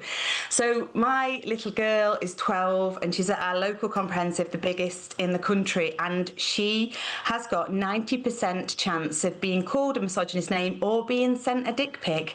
I just don't think that's a very good thing for her. But if we could just have a word with the lads that were sending them, saying, if you've got consent and you want to send nude images, then OK. But actually, this could get you into a lot of trouble. And if we don't stop them doing stuff when they're young and talk to them about what healthy relationship looks like, then this is how we end up with 1 in 8 women facing domestic violence every year and 1 in 30 women being raped every year. If we don't challenge the little stuff and we don't teach them about good behaviour in schools, then things aren't going to get better. I see across my community some incredible men that set up women's football teams, that teach our kids about local history, that are brilliant dads and granddads. There's so many men to celebrate across our area. If we could be saying, this is what a good man looks like, somebody that loves, cares for their family, has a pint with their mates, but doesn't then go home and beat their wife, I think that's a really good thing. See, Natalie, I was about to have an argument with you, but you've completely just made me agree with you, because you're right. You know, we need positive male role models. We so often hear about toxic masculinity. My concern, and I say this having spoken to 50,000 plus British teenagers, I made a documentary, as you know, about porn addiction, was that men are always painted as a problem in waiting, toxic, dangerous if you just allow them enough time. But to get in and to be positive and to form those interventions without, and you can't hector and wave your finger, but to actually talk to them on their level, you might have half a chance. Martin, you have always been nothing but lovely and gentlemanly to me. I would like you to be one of the role models that our boys look up to. When we're looking online and we've only got Andrew Tate as the benchmark, that's not okay. Instead, we need to be looking across and saying, this is what it looks like to be a good bloke. I think there's loads of examples we can use, and I think it's great that we're going to be talking about that in schools. Mission accepted. If you'd like me to be one of those blokes to get involved in this, then I absolutely will. Look, I mean, I was going to have a go at you for saying the real problem is imported cultural misogyny from open borders. We've got problems in cultures. We've got problems in the Muslim community. The Labour Party doesn't seem to want to go near that. Reluctant to get involved in rape gangs for a long time in the inquiry. But this is a great initiative if you do it right. But that's the problem. You can't sit boys down and talk to them in a sort of finger-wagging feminist way and expect them to listen without kicking back. And we can't tell them that they're wrong. Instead, we don't want to tell them that they're wrong. We want to look at the good role models out there and amplify the stuff that they're doing. This is not about vindicating boys. This is about saying if we can get good role models out there, that is equally good for boys and girls, men and women. That's how we get a better, fairer society that benefits us all. Well, Natalie Fleet, we'll leave it there. You've been an excellent guest all year. You really have. And Merry Christmas to you. Thank you for joining us. Merry Christmas. Have a great one. Thank you very much indeed. Let's get back to the studio. See, Chris. It's Christmas. Peace is broken out in Martin Daubney and members of the Labour Party. Yeah, look, amazing. Look. I've got issues with this policy, as you know, and I say that as the father of a boy and the father of a girl. I really don't think it's good to be treating boys like the problem's waiting to happen. I really don't. I think it makes boys retreat and it makes girls afraid. I think it's dangerous, and I've got grave concerns about the execution of the plan. Well, but listen to Natalie there. Yeah, I know. Maybe I'm wrong. Maybe peace on earth, peace on the Martin Daubney show at GB News. Someone also sharing your concerns is the Tory leader, Kemi Badenoch. Yes. Now, she expressed concern about those teaching the anti-misogyny lessons at school. Let's hear what she had to say. It's not 11-year-old boys who are perpetrating violence against women and girls. That's what they should be focusing on. Get the people who've come from cultures that don't respect women out of our country. That's why we have, policies like deporting all foreign criminals, no ifs, no buts. If you want to solve violence against women and girls, get more police on the streets. 10,000 more police officers keeping our streets safe. But pretending that if we have a few more courses in primary school or year 7, that's what's going to fix it is just complete nonsense. What's happened is some people in Labour have watched adolescents and they think that that's how they should be making policy. Completely ridiculous. Kemi Badenoch there, not happy with this idea, but there's no question that something must be done to deal with this problem. I think she's got a good point. I remember that time when she was grilled on the BBC about, have you watched Adolescence? It was an act of fiction. She was dead. I think that was actually one of her strongest performances. That's when she started to make her kind of comeback, if you like, as a better performer. We shouldn't be dictating policy through a drama on Netflix. It was a fantasy. And the reality is, and this is where my concerns return about this policy, we're importing misogyny from around the world through open borders, through illegal immigration. We can't return a lot of them because they come from countries we have no deals with, like Afghanistan, like Syria. They have very different cultural norms, and I do have concerns. The Labour Party is quite apt to wave their finger at lads in classrooms. What about going to mosques? What about tackling Sharia law? What about FGM? What about the real misogyny we've got in Britain, which they seem afraid to tackle? I'm not sure they're that afraid. That was exactly the issue I raised with Jess Phillips on GB News Breakfast this morning, an interview I did outside Parliament. She says she was fully against, talked very strongly about that, said she wanted to deport anyone who commits a crime here, sex offenders alike who are migrants. Well, they could just crack on with it. They've been saying this all year. I know. Well, she did show, I think, that her teeth on this. She's concerned about it, she gets it, but they're waiting for the powers to make it happen. OK, thank you very much indeed. Let's get another guest. You've been superb. This is your final hit? Yes. You've been superb, mate. Thank you very much. Thank you. Thank you, Chris. So now let's get on to my next guest, someone I'm always delighted to speak to, and that's the father of a grooming gang survivor, Marlon West. Marlon, welcome to the show. Of course, your daughter, Scarlett, went through terrible, terrible abuse. And I wanted to get your thoughts today, Marlon, on taking this conversation into classrooms. In your opinion, does teachers sitting down with 11-year-old kids tackle the very, very real problem of things like targeted sexual abuse, such as your daughter went through? Absolutely not. You know, there's a wider social complexity to this. Like few examples, domestic abuse, so boys going home witnessing domestic abuse and thinking that's actually okay. You know, you mentioned it before, particular cultures suppressing women, that's normal in the home. These areas need addressing first before doing work in schools. And Labour have probably looked at that, but it's more cost effective for them to do some training in skills, which, in my opinion, isn't going to make any difference at all. From the grooming perspective, I'd rather them spend training this school teachers to recognise early warning signs of grooming.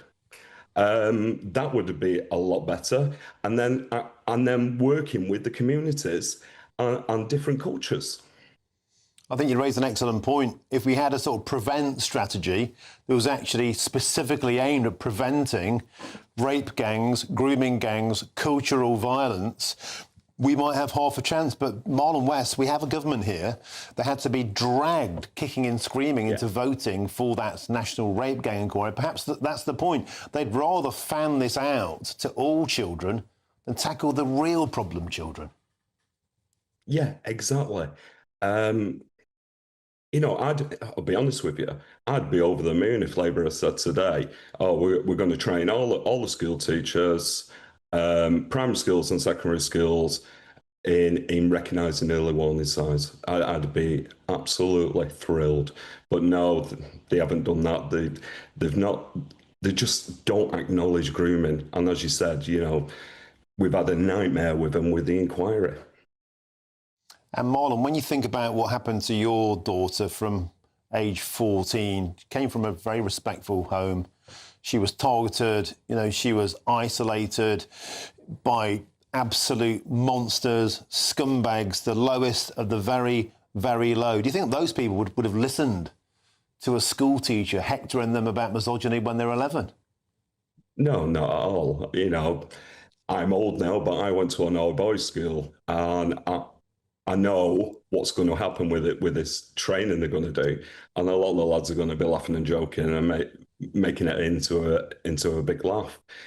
You know, going back to the schools, which I do have an issue with, as far as grooming, and this happened in Scarlett's case and many other children's cases, once they did recognise that there was grooming, they permanently exclude these girls because they're a risk to other children.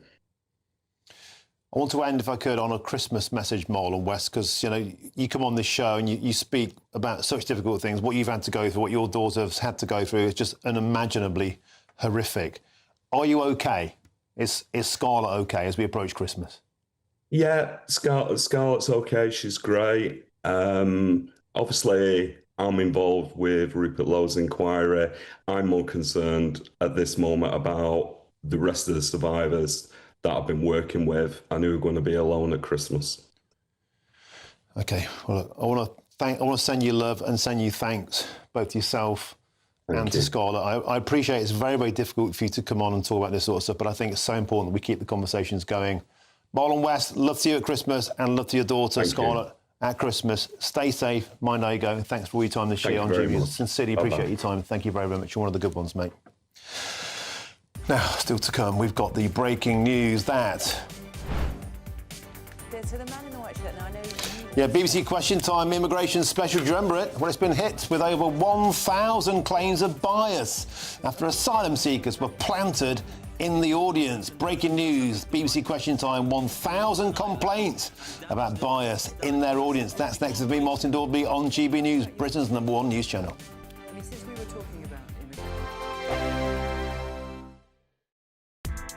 Join me, Nana Aquaron, for an informative, interactive news programme with a difference. It's fun. No, he didn't say that, Dave. I'm so surprised. exist. I think there's an element of truth to that. Join me from 3 p.m. every weekend, only on GB News, Britain's news channel. Mornings don't have to be tiresome, especially if you have the right company. Wake up to news as it happens, opinion and debate, and of course, a little bit of entertainment too. Because when the kettle's on, we're on. That's Breakfast on GB News, a show worth waking up for. Every morning from 6 a.m. Only on the People's Channel, Britain's news channel. We'll spread the news, you spread the word. You want to know what's really going on in the corridors of power? Labour don't know what to do with you half the time, and that makes you quite lethal in the chamber. Get behind the headlines with Chopper's Political Podcast. Join me, Christopher Hope, as I sit down with the great and the good of British politics. We'll see where this ruling takes us. These are the stories shaping our nation. Chopper's Political Podcast, available now on all platforms. Listen in and stay ahead. Britain was once the envy of the world, but look around. A nation that no longer knows what it is or where it's going. A country that's broken. How do we fix Britain? How do we bring it back? Friday night with Matt Goodwin at 8 p.m, only on GB News. Decisions made in Washington aren't just shaping America, they're shaping Britain too. From migration to global security, from crime to health. Whatever happens in the White House today will be felt in your town or city tomorrow. That's why The Late Show is live from Washington, D.C. Cutting through the politics to show you what it all means for Britain. The Late Show live every night at midnight. Only on GB News, Britain's news channel. No matter the state it's in, this is our nation. Join me, Jacob Rees-Mogg, for a genuine, honest discussion on where we have been, where we are going, and where we are with the people who set the direction. Tune in to State of the Nation every Monday to Thursday, 8 to 9 o'clock. Only on GB News. Bold. They are under no illusion. Ray. Are you a human trafficker? Boundless. I've had enough of the nonsense, and I'm not afraid to say it. Don't get this on the BBC. Every weeknight, I tear through the headlines. The smell of gasoline. Should we be worried about it? From Westminster madness to cultural war chaos. What I'm going to do now, they are throwing things out the car as we speak. Get ready, Britain. Here we go. Patrick Christie's tonight, weeknights from 9 p.m, only on GB News, Britain's news channel.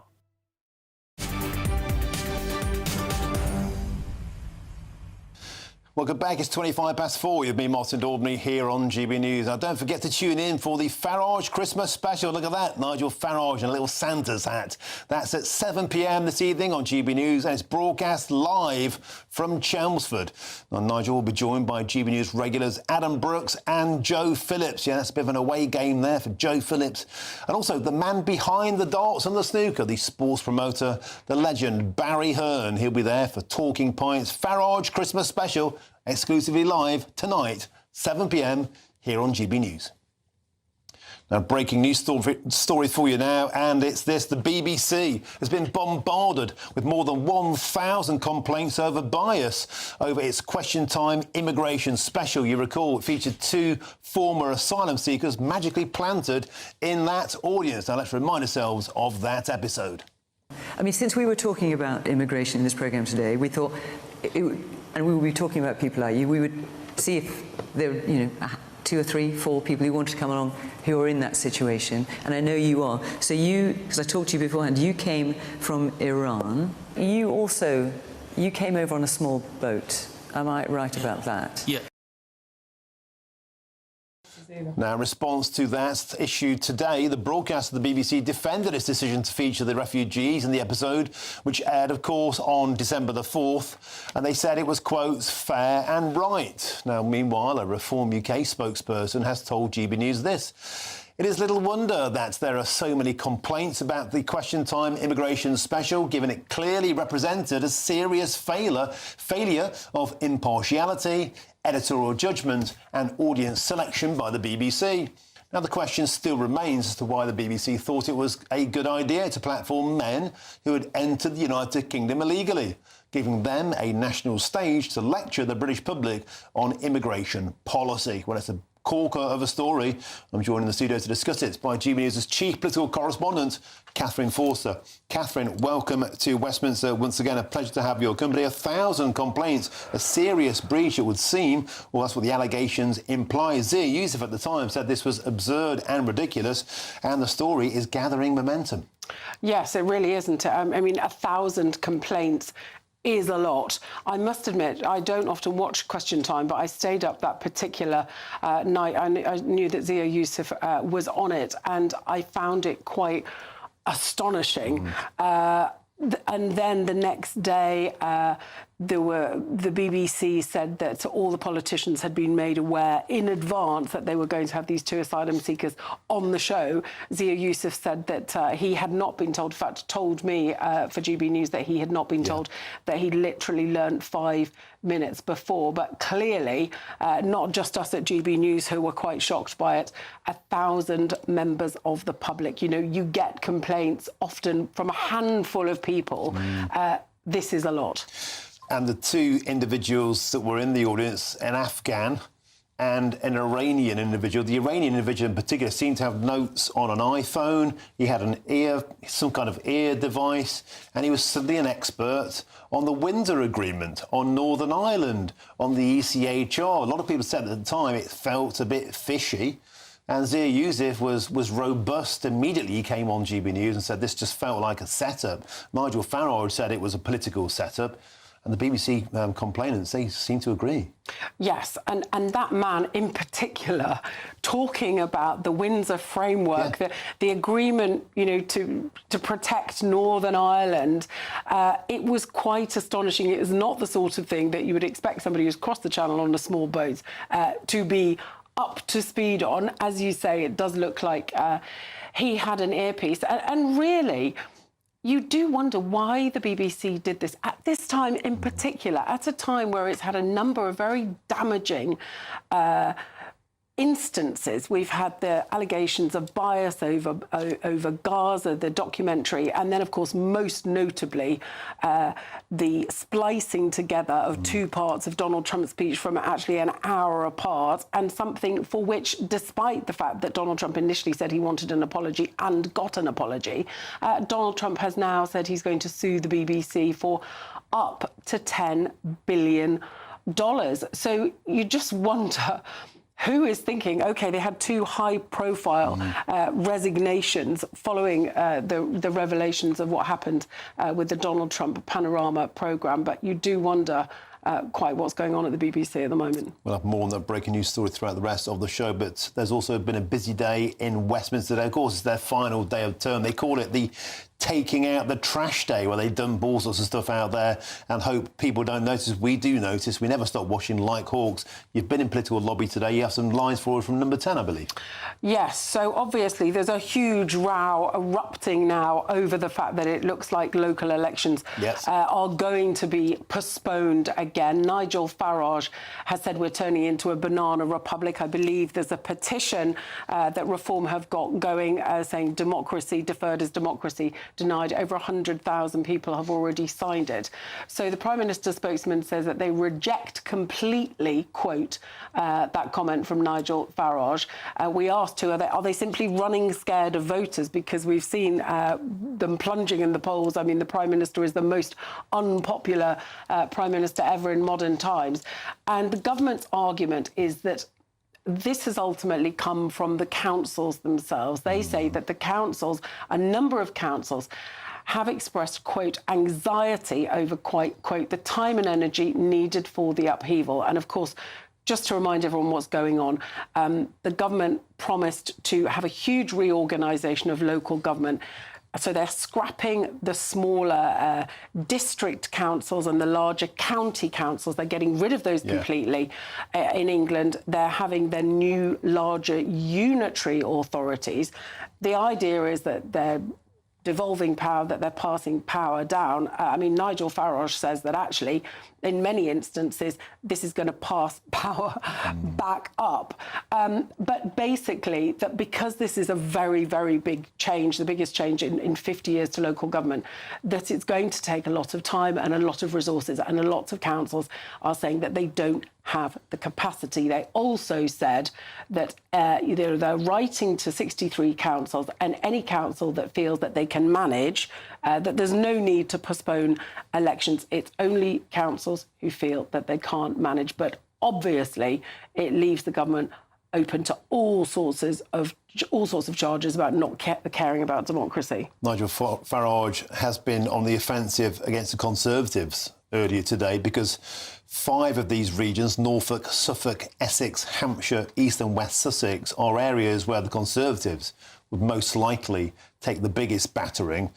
He said that he was urging Kemi Badenoch to instruct her council leaders to allow those elections to go ahead. He accused the Conservatives of colluding with Labour to keep control until 2027. Now, Catherine Force, I understand that James Cleverly has issued a statement in this past hour saying that it's his position, at least, that the Conservatives want these elections to go ahead. But I wonder, if you're sat in a town hall in one of these areas and you can see yourself looking down the barrel of a certain defeat or a high likelihood of defeat to Reform UK, might you fancy an extra year of sitting on power and pushing it down the road? Well, indeed. James Cleverly has said that, and the Tories' local government spokesman, Paul Holmes, has said, what does this Labour government have against democracy? But Ed Davey, the Lib Dem leader, has said it's looking like another Labour and Conservative stitch-up to deny people their votes in May. Kemi Badenoch must stop her Conservative council leaders from delaying elections yet again, just because they are running scared of the Liberal Democrats. Of course, plenty also running scared of Reform. But in some ways, too, it almost suits Reform, this as well, because they are presenting themselves as the anti-establishment option, the rebels, the people who have been cast out by the elites. And also, of course, when they are in power, the councils that they are in power of, they now have to deliver. And some of them are finding that, of course, that's not quite as easy as they might have thought. And also the Liberal Democrats, as you said, they want these elections to go ahead. The smaller parties will fancy their chances. A lot of people are expressing their discord, their dissatisfaction. The Green Party, likewise, they would fancy having a nibble at some local areas. And when you look at the by-elections and the council elections since the general election, the downward trend against the Labour Party is huge. Is there any wonder, some might say, the Labour Party do want to cancel these elections? Now the Conservatives dragged into this. It's a huge breaking news story on the final day of term. 63 councils given the chance to cancel local elections. Catherine Force, a superb update. Thanks for joining us in the studio. Always a pleasure. Now, I've got a bit of a different twist of a story for you now. Let's cross live to Texas, as a German aerospace engineer will soon make history by becoming the first wheelchair user to go into space. Live pictures there from Texas. We're approaching the blast off. It looks like 58 minutes time. T-minus 58 minutes, I believe, there. And there are live pictures of a glorious-looking Texas. And that is the historic news. A German aerospace engineer will make history by becoming the first wheelchair user to go into space. A magnificent story from a magnificent location. And we'll bring you the updates as that happens. And hopefully we'll have it as we approach blast-off. Lots more still to come between now and 5 p.m, including shocking new data has shown that civil servants are more than twice as likely to take days off sick as private sector workers. Is it the sicky civil service, the work shy in Whitehall? This is GB News.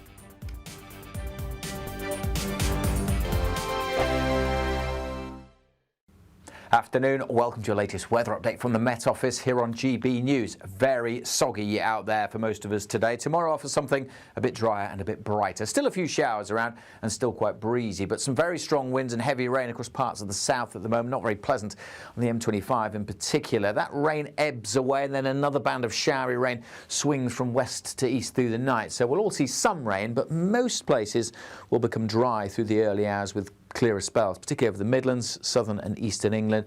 Showers continue to feed into northern and western parts. Temperatures to start Friday 4 to 6 degrees Celsius. But we should start with some sunshine, certainly over the Midlands and eastern England, parts of eastern Scotland too.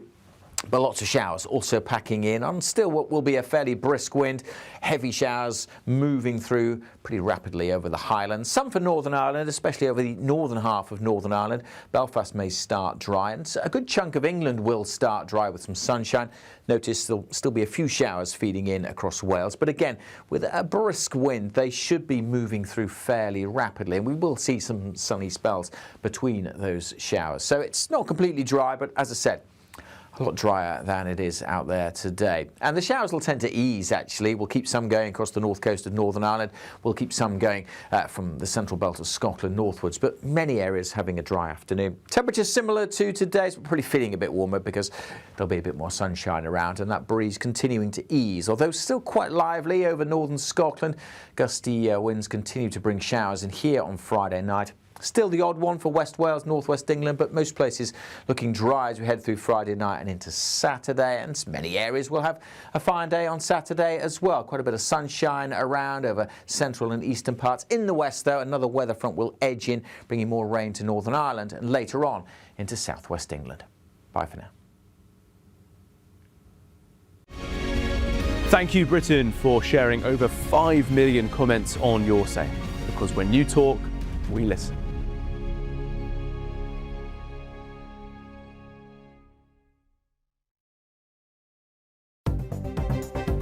Good afternoon. This is the latest AI travel news from GBnews.com.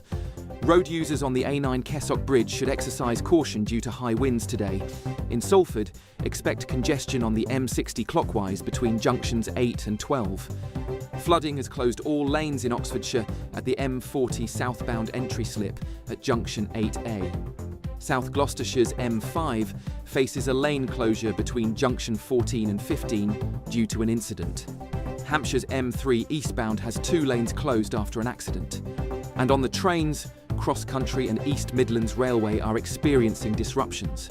For more travel news, go to gbnews.com.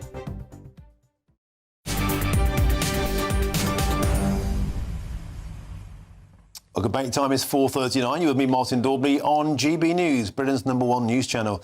Now, shocking new data has shown that civil servants are more than twice as likely to take days off sick as compared to private sector workers, so-called sicky civil servants. They took 8 duvet days last year, with mental health, of course, being the biggest excuse. Now, are they really ill, or are they simply work shy in Whitehall? Well, I'm joined in the studio by the head of campaigns of the Taxpayers Alliance, Elliot Keck. Elliot, always a pleasure. Merry Christmas and a superb FOI from you to end the year, shedding light on what a lot of people suspect is happening. And now we know it is. They are really all work shy in Whitehall, it seems. Yeah, so it's absolutely extraordinary government data. But actually, one of the things I want to stress to you and your viewers that it's actually a bit of a tale of 2 civil services. So half of civil servants actually didn't take any sick leave in the last year. So, round of applause to them. I hope they enjoy their Christmas time off, because they are actually genuinely committed, hard-working people trying to deliver for taxpayers.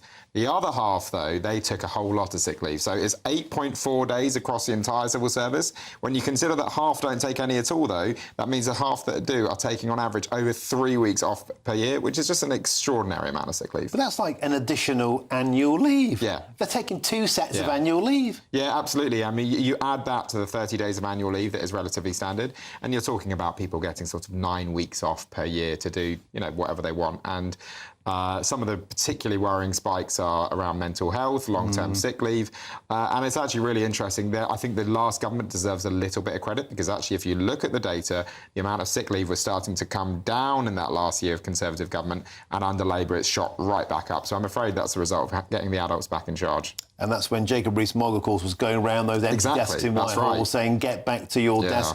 Is working from home a part of this problem? Because if you're at home, if you're having your soya latte, if you're in your pyjamas and your slippers, I mean, it's easy just to say, oh, I'm on the fainting couch today. Well, and I think I think only further accentuates the problem, because a lot of these staff members, even when they're not on sick leave, they may be working from home. They may be doing actually very little at all. We know from speaking to civil servants and looking into data that often they don't even bother recording when civil servants take sick leave. This is really only scratching the surface. But as I said, half the civil servants don't take any sick leave, and they're being dragged down by the half that, to be honest, are taking taxpayers for a ride. Elliot, you've got some fascinating data about the ages of people who are likely to be most likely to claim to have mental health. It does seem to be generation snowflake, the younger people, more likely to be having days off. I'm afraid that my age group doesn't come out very well on this, so there's this quite nasty little spike in 30 to 39-year-olds, so they take more sick leave than, for example, 40 to 49-year-olds. That is remarkable. That shouldn't be happening. The older you get, the more likely it is you should be suffering from ill health. There's something obviously deeply wrong with millennials, my age group, inside the civil service. And the government really, really needs to sort it out, because it's unfair on the civil servants that do work hard, and it's unfair on taxpayers. And this is the trend, Elliot Cake, that's increasing over time. Am I right to say? Right, absolutely, yeah. So as the years go by, the number of sick days keep going. By the end of the century, they'll basically be on full-time sick leave. Well, yeah, and I mean, there are a lot of staff in the civil service that basically are on long-term sick leave. 50% of people on long-term sick in the civil service are off sick for mental health. I mean, I don't need to tell you that a lot of this is not real. A lot of this should be looked at with contempt, and a lot of these people should be marched back into the office. The people that are genuinely sick, of course, they should be looked after, and of course, we should be sympathetic to them. But when you look at some of the increases, we know that some of this is excuses. There's been a lot of concern about mild anxiety or depression. Right. You know, all of us have anxiety and get depressed. Of course, That's an ordinary thing we should treat with respect. But here's another point. If civil servants are ever empowered with getting people back to work themselves, it's their job to try and spot people who are taking the rise, as it were, but they themselves seem to like a taste of it. We're caught between a rock and a hard place. Yeah, that's right. And there's this paradox where people always talk about how much better the work-life balance is in the public sector. You work fewer hours than in the private sector. You get more annual leave than in the private sector. And yet you work from home more than in the private sector. And yet you're also getting sick quicker and faster. The number of people in the number of days lost in the private sector per employee is less than half of this, right? So how is it the case that you have a much better work-life balance than your private sector colleagues, and yet you're much sicker? It's clearly something to do with the culture and the attitude within Whitehall. And yet, this week, Elliot Cake, we saw when the data was released, public sector pay is increasing. Absolutely, It's increasing by what, sort of 7-point-something%. It's increasing much higher than in the private sector. So their pay is going up. They have a nice golden pension at the end of it. Excellent pension at the end of it. The private sector gets. And they're feathering their nests by taking duvet days. It seems like an alternate reality. Yeah, and listen, what it's saying to young, ambitious people, maybe at university, maybe going to the job market in the 20s, get a nice, cushy job in the public sector. You can put your feet up and have a nice, comfortable, easy life. But it's not good for the economy, it's not good for taxpayers, and it's not good for the country. What needs to be done? Maybe we need to get Jacob Rees-Mogg going around again and rattling cages and getting them back to work. Well, I think it's very clear that some of the attitudes and some of the culture that the last government's ministers were trying to bring in that last year might have been too little too late, I'm afraid, but they were trying to bring it in, was clearly starting to make a difference. Because as I said, the number of sick days was starting to trend down, but obviously the Labour ministers are a lot more permissive with their staff. OK, Elliot Cake gets a superb report that landed late in the end of the year. You've been doing some great stuff this year at the Taxpayers Alliance. Elliot Cake, thanks a lot, Martin. Thanks for all your work. Merry Christmas. Please come and see us again in the new year. Thank you to Elliot Cake there, and the government spokesperson, of course, a person has told GB News this: we are rewiring the state and building an agile, productive civil service that delivers for working people. Now, still to come, LGBTQ+ students at York St John's University have provoked outrage after they performed a nativity play called A Gay in a Manger. First, here's the forecast for some of the top European destinations.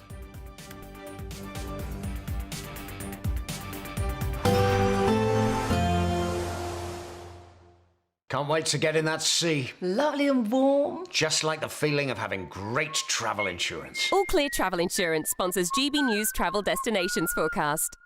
If you're after some winter sun tomorrow, well, Spain's not looking like a great bet. There is a front that's bringing quite a bit of cloud and rain lying across much of Spain into Portugal and stretching as far as Madeira and the Canary Islands, all of that pushing its way east and southeastwards. A drier picture for many around the Mediterranean, but some outbreaks of rain here and there. And worth bearing in mind, there's more unsettled weather to come, particularly towards more southern parts as we go towards the weekend. Bye-bye. All Clear Travel Insurance sponsors GB News Travel Destinations Forecast.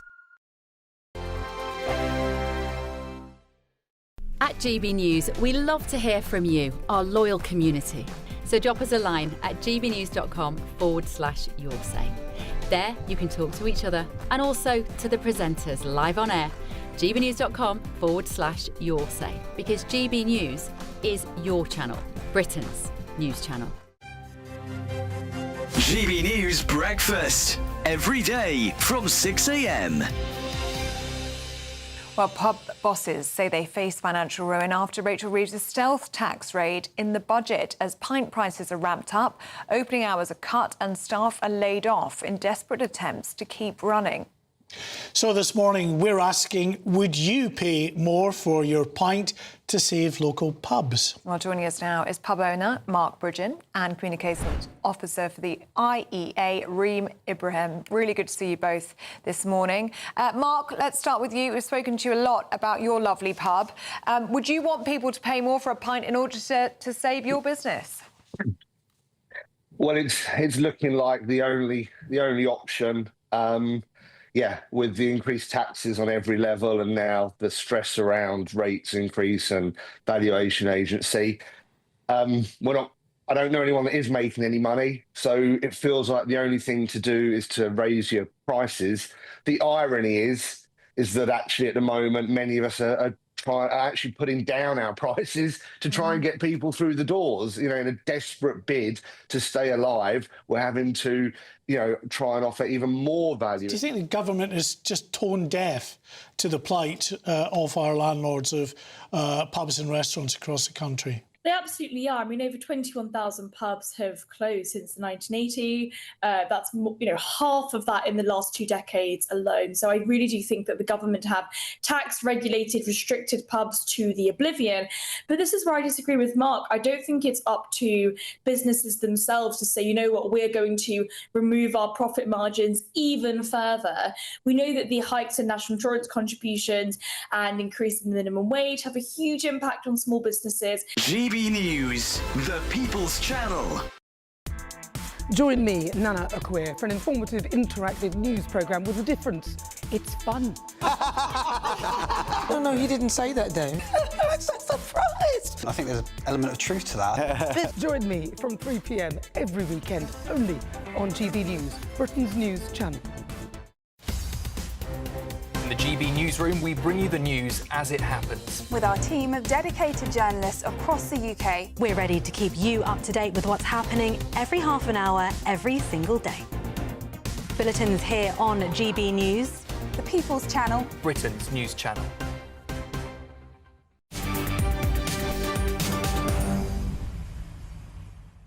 Welcome back. It's almost 10 to 5. You're with me, Martin Daubney, here on GB News. Now, York St John's University has been accused of discriminating against Christians after approving a nativity play they've called A Gay in a Manger.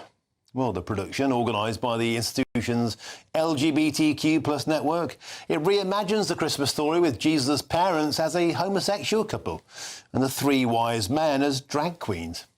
Well, it's nothing safe from the wokerati in this most precious time of year. Well, join me now is the lifestyle commentator, the excellent Steve Miller. Steve, welcome to the show. On the one hand, this really, really infuriates me. It's like, how dare they mess with our Christian festivals? On the other hand, if it was done in a funny way, like, for example, if you did it, it might actually be very entertaining. I suspect the York St John's University LGBTQ network might do a rather bad job. I don't know, Martin. When I looked at it, I thought, what next? Do you know what I mean? I thought, what next? I've got to be honest with you.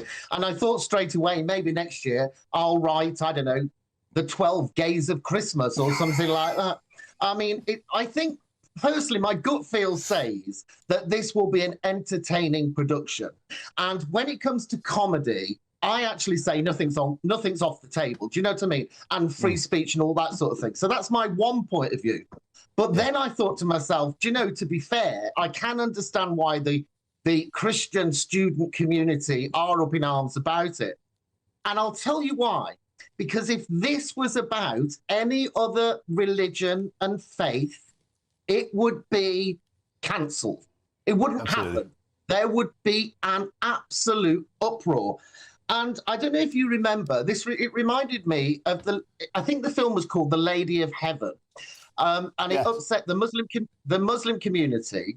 And the film was banned across the UK. You know, the film was just got banned. So I can understand the Christian community coming out and saying this is wrong because it's mockery. You are mocking it.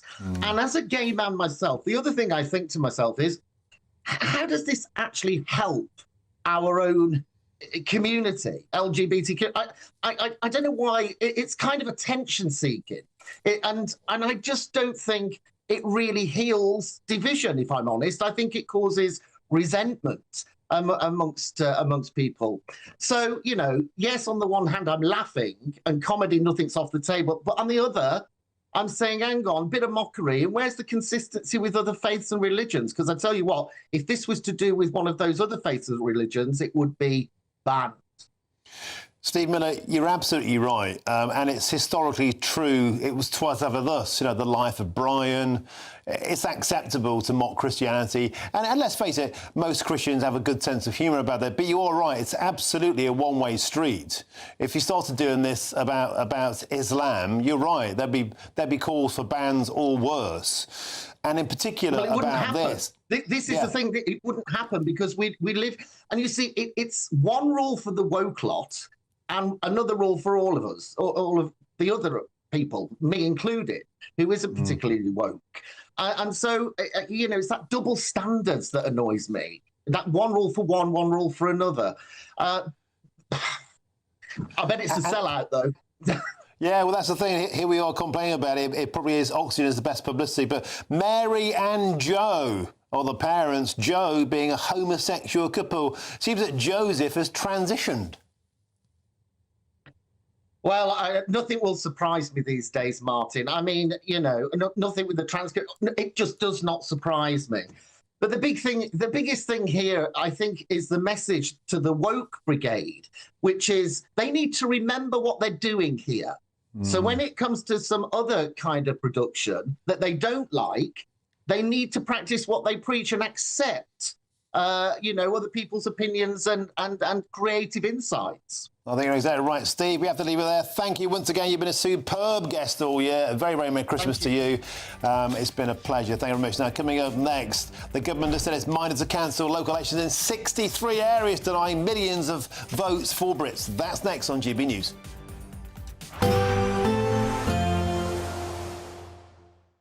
Expect warm spells with the odd rude interruption. Box Boilers sponsors the weather on GB News. Afternoon, welcome to your latest weather update from the Met Office here on GB News. Very soggy out there for most of us today. Tomorrow offers something a bit drier and a bit brighter. Still a few showers around and still quite breezy, but some very strong winds and heavy rain across parts of the south at the moment. Not very pleasant on the M25 in particular. That rain ebbs away and then another band of showery rain swings from west to east through the night. So we'll all see some rain, but most places will become dry through the early hours with clearer spells, particularly over the Midlands, southern and eastern England. Showers continue to feed into northern and western parts. Temperatures to start Friday 4 to 6 degrees Celsius. But we should start with some sunshine, certainly over the Midlands and eastern England, parts of eastern Scotland too. But lots of showers also packing in on still what will be a fairly brisk wind. Heavy showers moving through pretty rapidly over the Highlands. Some for Northern Ireland, especially over the northern half of Northern Ireland. Belfast may start dry, and a good chunk of England will start dry with some sunshine. Notice there'll still be a few showers feeding in across Wales. But again, with a brisk wind, they should be moving through fairly rapidly. And we will see some sunny spells between those showers. So it's not completely dry, but as I said, a lot drier than it is out there today. And the showers will tend to ease, actually. We'll keep some going across the north coast of Northern Ireland. We'll keep some going from the central belt of Scotland northwards, but many areas having a dry afternoon. Temperatures similar to today's, but probably feeling a bit warmer because there'll be a bit more sunshine around and that breeze continuing to ease, although still quite lively over northern Scotland. Gusty winds continue to bring showers in here on Friday night. Still the odd one for West Wales, northwest England, but most places looking dry as we head through Friday night and into Saturday. And many areas will have a fine day on Saturday as well. Quite a bit of sunshine around over central and eastern parts. In the west, though, another weather front will edge in, bringing more rain to Northern Ireland and later on into southwest England. Bye for now. Expect warm spells with the odd rude interruption. Box Boilers sponsors the weather on GB News. Thank thank you so much for helping us to reach 8 million followers and subscribers across our social media channels. That's 8 million fearless Brits standing up for what really matters. Good afternoon. This is the latest AI travel news from GBNews.com. Drivers on the M9 eastbound at Junction 11 should prepare for disruptions due to a road traffic collision. In Derbyshire, the M1 southbound between junctions 29 and 28 faces 1.5-hour delays with 2 lanes closed. In Hampshire, a collision on the M3 eastbound between junctions 12 and 11 has caused 1.5-hour delays with 2 lanes closed. Significant congestion affects the A1 southbound in Gateshead, causing 30-minute delays. And on the trains, there is cross-country disruption and East Midlands railway delays between Leicester, Corby and Bedford. For more travel news, go to gbnews.com. It's the big one.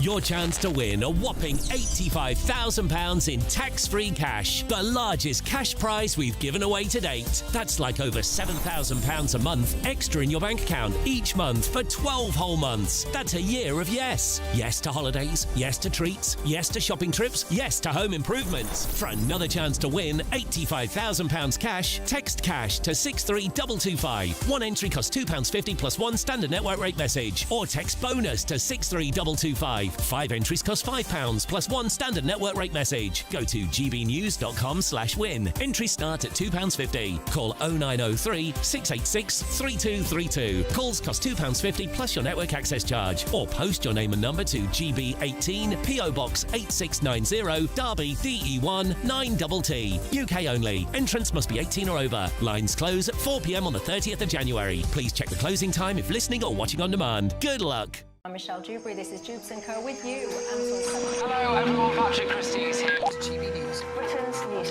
channel. Access the stories that matter to you. Take the GB News family with you on any device. And as long as you have an internet connection, tune in to GB News anywhere on the planet or beyond.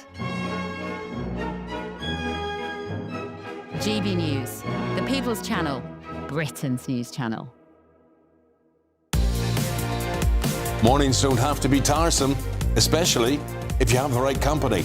Wake up to news as it happens, opinion and debate, and of course, a little bit of entertainment too. Because when the kettle's on, we're on. That's Breakfast on GB News, a show worth waking up for. Every morning from 6 a.m. Only on the People's Channel, Britain's news channel. We'll spread the news, you spread the word.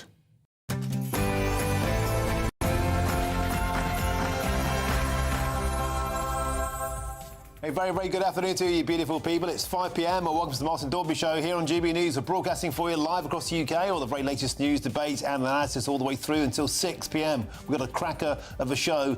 Here's what's on your menu. Breaking news this afternoon. The government has announced it is minded to cancel local elections in, wait for it, 63 areas across the UK, denying votes for millions of Brits. Nigel Farage has accused the Tories of colluding with the Labour Party, with the Reform boss blasting. Only a banana republic bans elections. We'll have the latest on this latest so-called denial of democracy. And meanwhile, the Labour Party has announced a classroom clampdown on misogyny. We need to make sure that the government is providing context for young boys in schools so that when they hear horrible, violent, misogynistic things, that we can make sure that that doesn't lead young men to a life of criminality. But the problem is we've got a Prime Minister who thinks a woman can have a penis, and the Labour Party voted against a national rape gang inquiry. Can they really take the moral high ground when it comes to women's rights, and should the Labour Party leave our kids alone? And first, the Grinch stole Christmas, and now Killjoys have cancelled a Sainsbury's Grinch Christmas card that they claim is transphobic. Do they have a valid point, or do the festive fun police identify as ridiculous?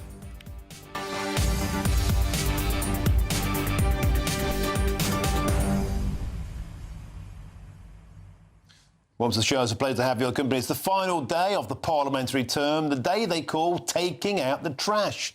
What that means is they dump all kinds of bad ideas on the final day of term and hope that nobody notices, except we do. We watch with a beady eye like a hawk for everything coming out of Westminster, and guess what they dropped a couple of hours ago? 63 councils are given, they are minded to cancel local elections. They call it reorganisation of democratic boundaries. Nigel Farage has called it the actions of a banana republic. Dictators cancel democratic elections, he said. A petition has been launched. It's reached over 118,000 people. Is it really the right thing to do to cancel local elections? Mr Farage has also accused the Tories of colluding with the Labour Party because in a lot of these areas it'll be the Conservatives that are on the likely high end of a good hiding. James Cleverly has said that's not the case. The Conservatives do want to go ahead. It's end of term, but we never stop working here at GB News, making sure we bring you all of the latest news headlines. Go into gbnews.com/your say is the way to do that,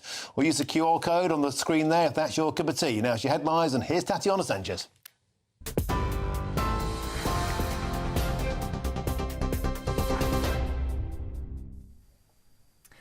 Martin, thank you very much. The top stories as our teachers will be trained to spot early signs of misogyny in boys and steer them away from its part of the government's long-awaited strategy to tackle violence against women and girls. All secondary school pupils will be taught about healthy relationships. Teachers will be trained to spot worrying behaviour in young men, and high-risk children will be referred to behaviour change programmes. The £20 million package will include a new helpline for teenagers to get support for concerns about abuse in their own relationships. The government hopes by tackling the early roots of misogyny, it will prevent young men from becoming violent abusers. Sir Keir Starmer has insisted the government is stepping in to stop harm before it starts. We need to make sure that the government is providing context for young boys in schools so that when they hear horrible, violent, misogynistic things, that we can make sure that that doesn't lead young men to a life of criminality. Australia's Prime Minister says new hate speech laws are coming after Sunday's deadly shooting at a Jewish festival in Bondi Beach. 15 people were killed when 2 gunmen opened fire on Hanukkah, prompting Anthony Albanese to promise tougher penalties for those spreading hate and radicalisation. The new laws will also include penalties for preachers and leaders who promote violence, a new federal offence of aggravated hate speech, and the introduction of hate as an aggravating factor in sentencing crimes for online threats and harassment. Elsewhere, the Chancellor says the latest interest rate cut could knock around £100 a month off mortgage payments for first-time buyers. Rachel Reeves was speaking after the Bank of England lowered the base rate to 3.75%, the lowest level in nearly 3 years. She says 6 cuts since the general election amount to the fastest pace of rate reductions in 17 years. The move follows falling inflation and slower wage growth, offering relief for borrowers but less so for savers. Elsewhere, hospitals in England are on high alert after new figures show flu cases have hit record levels as resident doctors continue their strike action. More than 3,000 patients were in hospital with flu last week, the highest ever for this time of the year. The North West has seen a small fall in admissions, but NHS leaders warn pressure remains intense. One senior doctor says hospitals are nowhere near out of the woods yet. The farming sector is being left bewildered and frightened by government policy, according to a new review commissioned by ministers. The report, led by former NFU President Baroness Batters, calls for a new deal for profitable farming, warning costs are rising while weather conditions become more extreme. Although inheritance tax changes weren't formally within the review's scope, farmers raised them as the single biggest threat to viability. The report also highlights deep concern over changes to post-Brexit farming payments, with some questioning whether their businesses can survive at all. Now, the parents of a teenager who took his own life after being blackmailed on Instagram are suing Meta in what's thought to be the first UK case of its kind. 16-year-old Murray Dowie was targeted by sextortion scammers posing as a girl and threatened with exposure unless he paid. His family claims Meta knew of safety measures that could have prevented the abuse but prioritised profit instead. Meta says it's fighting sextortion on multiple fronts as lawyers warn the crime has become a global digital epidemic. Ukraine's President Volodymyr Zelensky has called on EU leaders at a crunch summit urgently to agree to a multi-billion euro loan in frozen Russian money to fund Ukraine's military and economic needs. Ukraine is 6 months from running out of cash, and Zelensky said without an injection by spring, Ukraine will have to reduce production of drones. Most of Russia's £185 billion worth of assets in the EU are held by Belgium-based organisation Euroclear. Until now, Belgium and some other member states have said they are opposed to using the cash as a reparations loan. Russia has warned EU leaders not to use its money, but Polish Prime Minister Donald Tusk said they had to rise to the occasion. The Brussels summit comes at a pivotal moment in the war, and Russia has filed a lawsuit against Euroclear in a Moscow court in a bid to get its money back. And the Prince and Princess of Wales have released a new family photograph for their Christmas card this year. Shared on Kensington Palace's social media, the image shows William and Kate sitting on the grass with George, Charlotte and Louis. The photo was taken in Norfolk in April by photographer Josh Shinner, and the message reads, "Wishing everyone a very happy Christmas." And those are the latest GB News headlines. For now, more news in an hour. Cheers Britannia Wine Club proudly sponsors the GB News Financial Report. Here's a quick snapshot of today's markets. The pound will buy you $1.3404 and €1.1414 euros.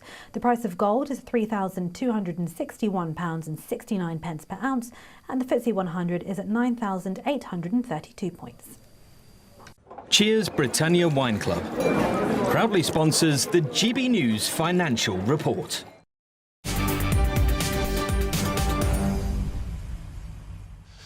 Thank you, Tatiana. Let's get to the breaking news this afternoon, and it's this. Ministers have been accused of acting like a banana republic despot after planning to cancel yet more local elections. Wait for it. Labour is considering cancelling contests across 63 council areas that are due to take place next May, denying votes for millions upon millions of Brits.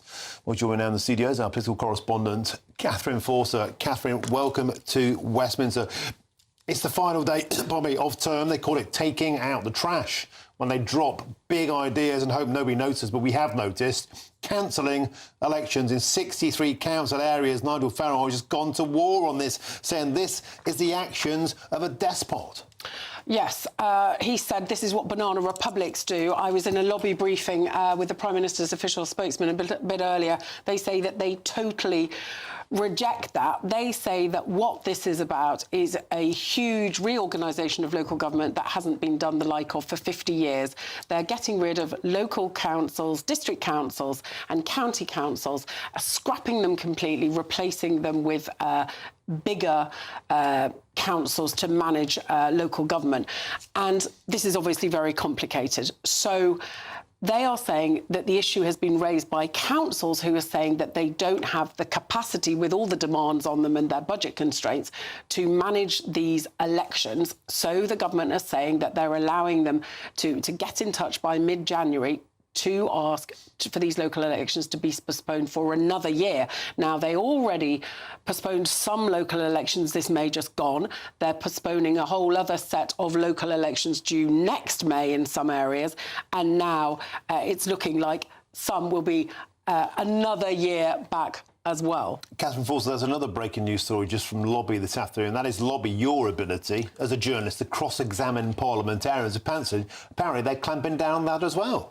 Yeah, and the timing of this is quite something, because basically we've just had afternoon Lobby. The way it works is I have a pass, political journalists get a pass which gives you access to the Houses of Parliament, to these briefings which we have morning and afternoon with the Prime Minister's official spokesman. We can raise anything, and we do. That is our job, to scrutinise those in power.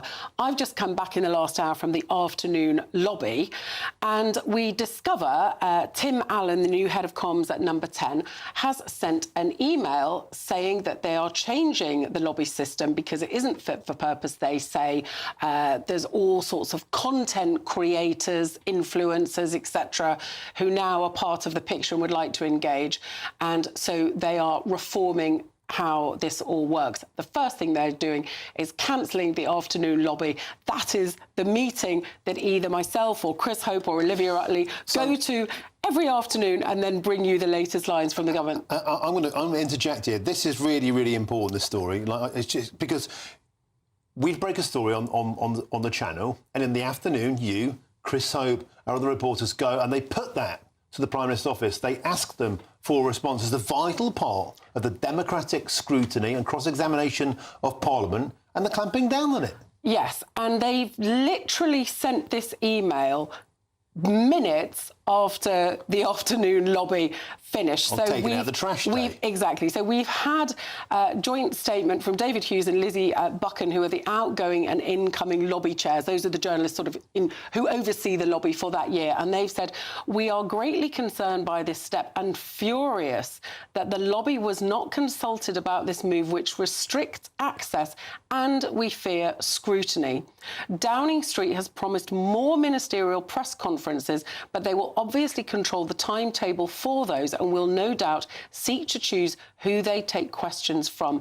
None of this bodes well for transparency from a government which came into office promising to raise standards. So they're scrapping afternoon lobby, but they are saying that we will have occasional press conferences and we'll have occasional technical briefings. But what that will allow the government to do is control the topics to some extent and probably control who they give questions to, because when the Prime Minister gives a press conference, they have a list of people that they give questions to. And they cherry-pick the softball questions and often ignore GBNews. If you have your hand up and they don't want to give you a question, you can be waving your arm in the air. They're not going to come to you. I would say Rachel Reeves, the Chancellor, is actually pretty good because she will come to you if you've got your hand up. But the Prime Minister goes from a list, and if you are not on that list, you can forget it. Well, I say, Catherine Force, a lot of people started the afternoon by saying it feels like we're a banana republic by cancelling elections, and now, if you're not allowing scrutiny of parliamentarians by journalists, that might add fuel to that fire. Catherine Forster, what a day. Thank you very much. Superb stuff. Let's get my next guest in now. That's the Reform UK Council for Portsmouth, and it's George Madgwick. George, welcome to the show. Pleasure to have your company, and a Merry Christmas to you. What's your reaction to this incredible news today? 63 local council areas might be given the opportunity to cancel elections. Yeah, it's shocking. The last couple of weeks have been shocking. We're looking at a government that are now looking at scrapping jury trials. We're now looking at a government that are now scrapping elections, potentially 2 years in a row. You've just announced as breaking news that they're now trying to get rid of the lobby session in the evening. This is all the hallmarks of an authoritarian dictatorship. And Nigel is correct when he says this is becoming a banana republic. It is scandalous. It is disgusting. These councillors have a mandate for 4 years. The second that's 1 day over that 4 years, in my opinion, they've lost their mandate. And these are already on borrowed time. George, do you buy this notion that we need more time to reorganise? It's a complicated job. How long did it take to organise an election? Oh, it's absolutely ridiculous. I've been involved in this process from our council's perspective since day one. You know, although it was sprung upon us, now don't get me wrong, the local government reorganisation was not in the Labour manifesto. It's not something that they had a democratic mandate to do, but the councils have taken it on board. They've restructured their organisations and they're moving towards that goal. I would be confident to say that the authorities are ready. What they're trying to do, in my opinion anyway, is stop democracy from happening, stop that changeover of councillors, because there's going to be great success for reform, probably Greens, probably Liberals, but certainly not the Labour and Conservative Party. And by delaying these elections, they are stopping a wipeout of Labour and Tories nationwide. And remember, Martin, that this Labour and Tory councillors that are currently in power are going to be the people that are designing the new local government reorganisation. It's absolutely terrible. The democratic will of the people says that they want change in local councils and they should be given that vote. George Madgwick, we've heard from James Cleverly this afternoon. He's saying it's his position, at least, that they want these elections to go ahead. Nigel Farage is leaning on to Kemi Badenoch, saying, quotes, she must instruct her council leaders to allow elections to go ahead. But what's your take from down there on a local council? Do you think there might be quite a few local Conservative councillors and Labour councillors who think, actually, I wouldn't mind another year of just floating around without having to face the music? I'm sure they would. And Robert Jenrick's come out really tough this afternoon on this as well. But we're yet to hear from Kemi Badenoch. We've had Ed Davey, Nigel Farage, with all the leaders and key people come out. But Kemi is absolutely silent. And we need to hear from her to give us some reassurance. In my area, specifically in Portsmouth, we're run by Liberal Democrats. And the leader has assured me 100% that he will not request a cancellation of elections. However, we've got Hampshire County Council, which is run by the Conservatives, where there was a bit of confusion, where the leader a couple of months ago said that he would be willing to discuss cancelling it, and then all of a sudden after the backfire he said no. So we're yet to hear from him as well. And our neighbouring authority of Havant, that's run by a coalition of the Labour and Liberals, are looking, I think, likely that they will probably postpone it. OK, well, thanks for your time. It's always a pleasure to have your company. That's the Reform UK Council for Portsmouth, George Madgwick. Thank you very much indeed. Okay, my next guest in now is the Liberal Democrat MP for North Norfolk, and that's Steph Aquaron. Steph, always a pleasure to have your company, and I wish you too a very, very Merry Christmas. Now, Steph, I bet that you're a bit annoyed about this. Liberal Democrats have fancied their chance of doing well in these local elections.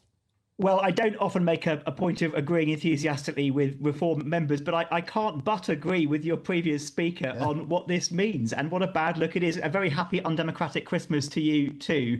I think this is just a stitch-up, let's face it, by the main parties. They're running scared of all sorts of insurgent parties, the Lib Dems, the Greens perhaps, but Reform in so many areas. This is surely the main motivation for postponing elections. It's not to do with the admin or the cost. We've been talking about elections on and off for months now.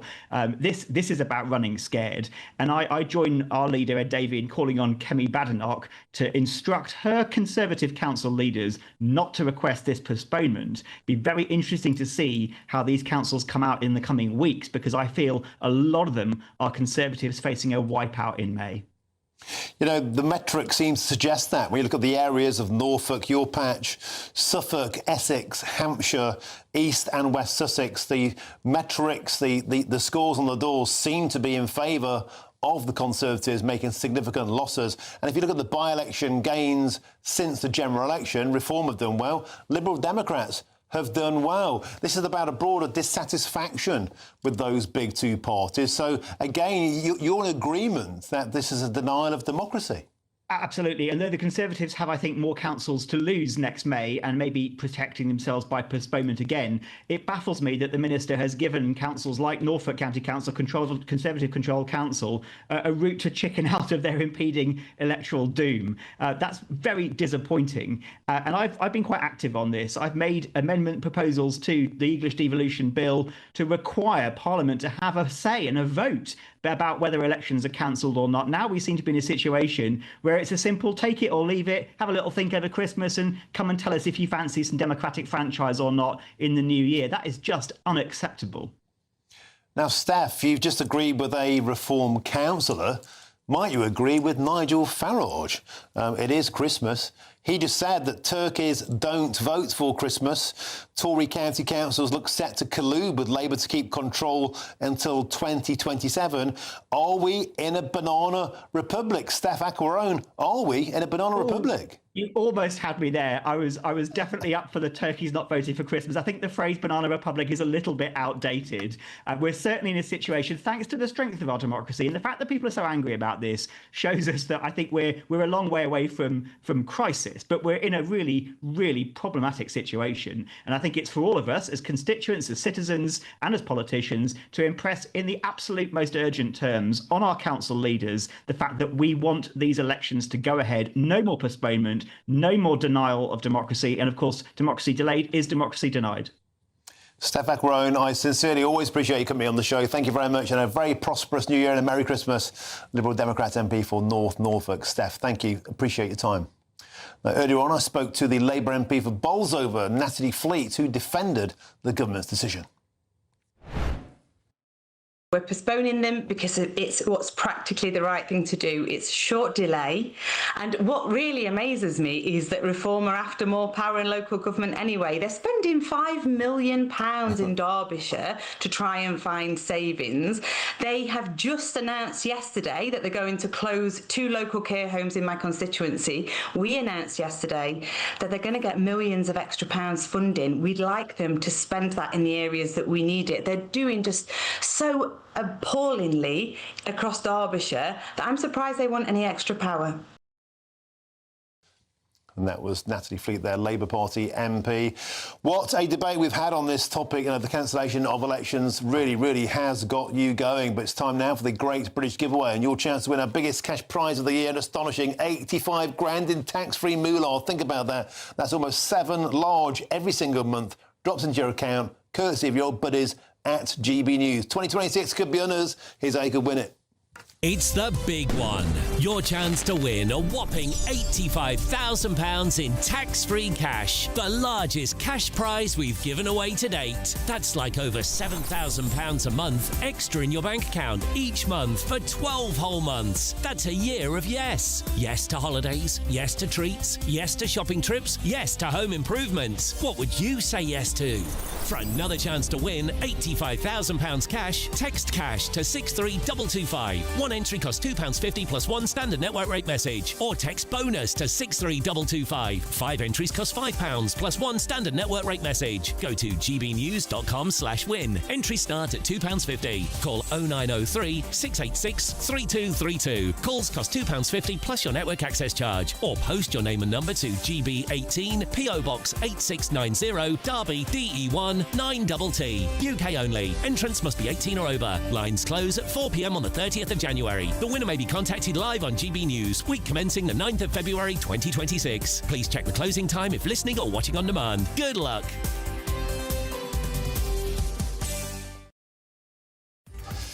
Now, still to come, controversial reforms to inheritance tax are the single biggest issue facing British farmers. That's according to a long-awaited report into the profitability of the sector, and that's from the Labour Party. It's their own report. This is GB News, Britain's news channel.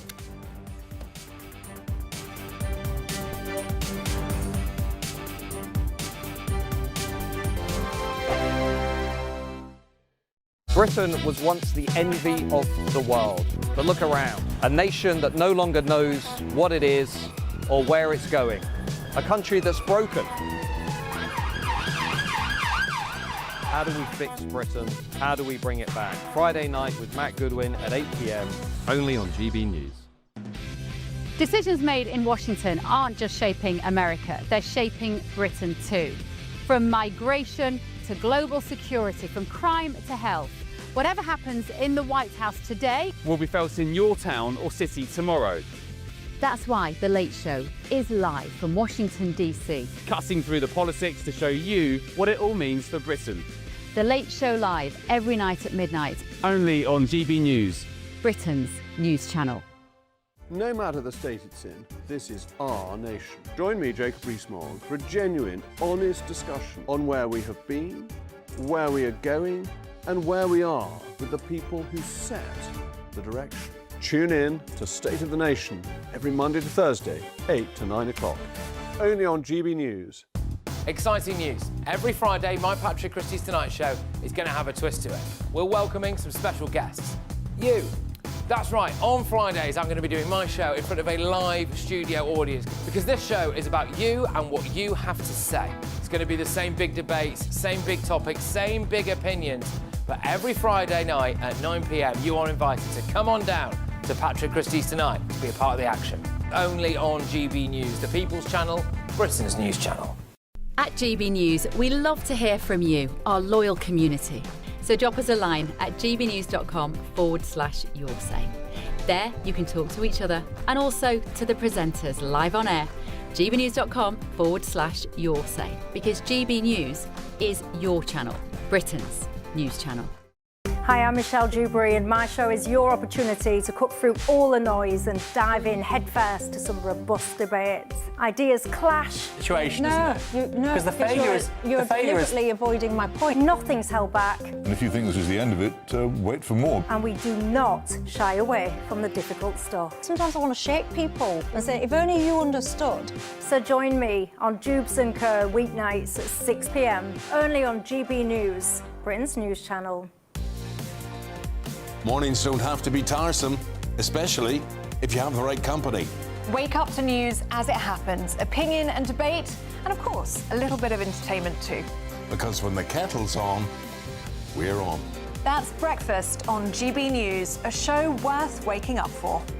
every morning from 6 a.m. Only on the People's Channel, Britain's news channel. We'll spread the news, you spread the word.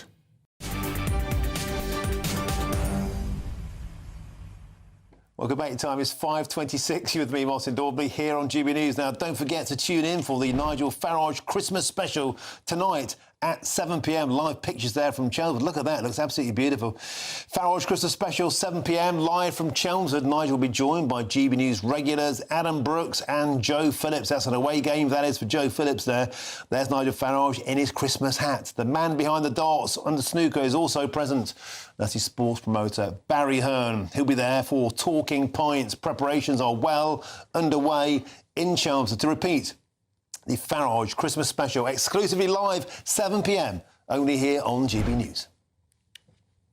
Live pictures there, look at it, that's the venue. They're all getting set up. There's going to be, no doubt there, a few drinks thrown back later on Nigel Farage. The room will be packed and he'll be here exclusively live, 7 p.m, GB News. Do not miss it.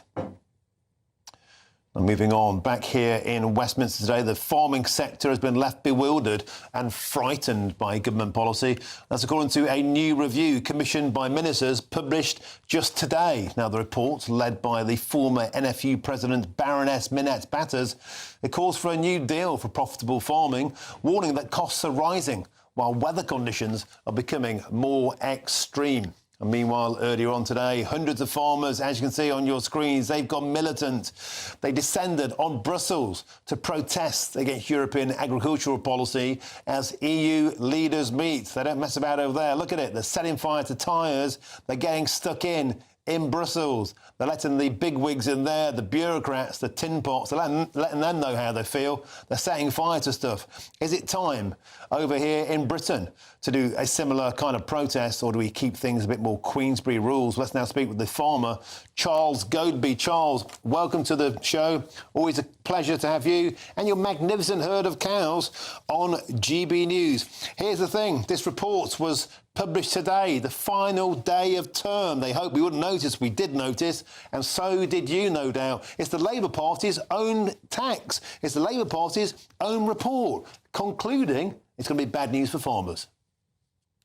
It's not the first time we've heard this, is it, Martin?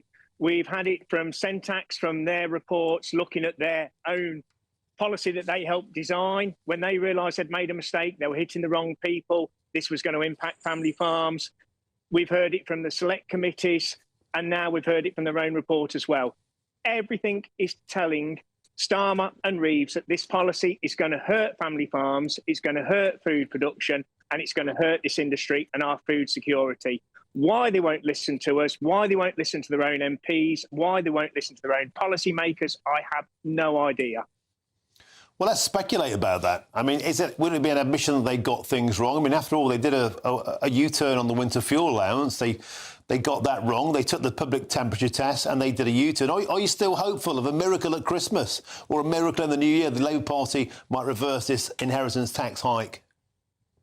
I think we've got to be hopeful, because I think the writing's got to be on the wall now. Surely they can see, everybody is pointing out, they've got alternatives that will raise more money.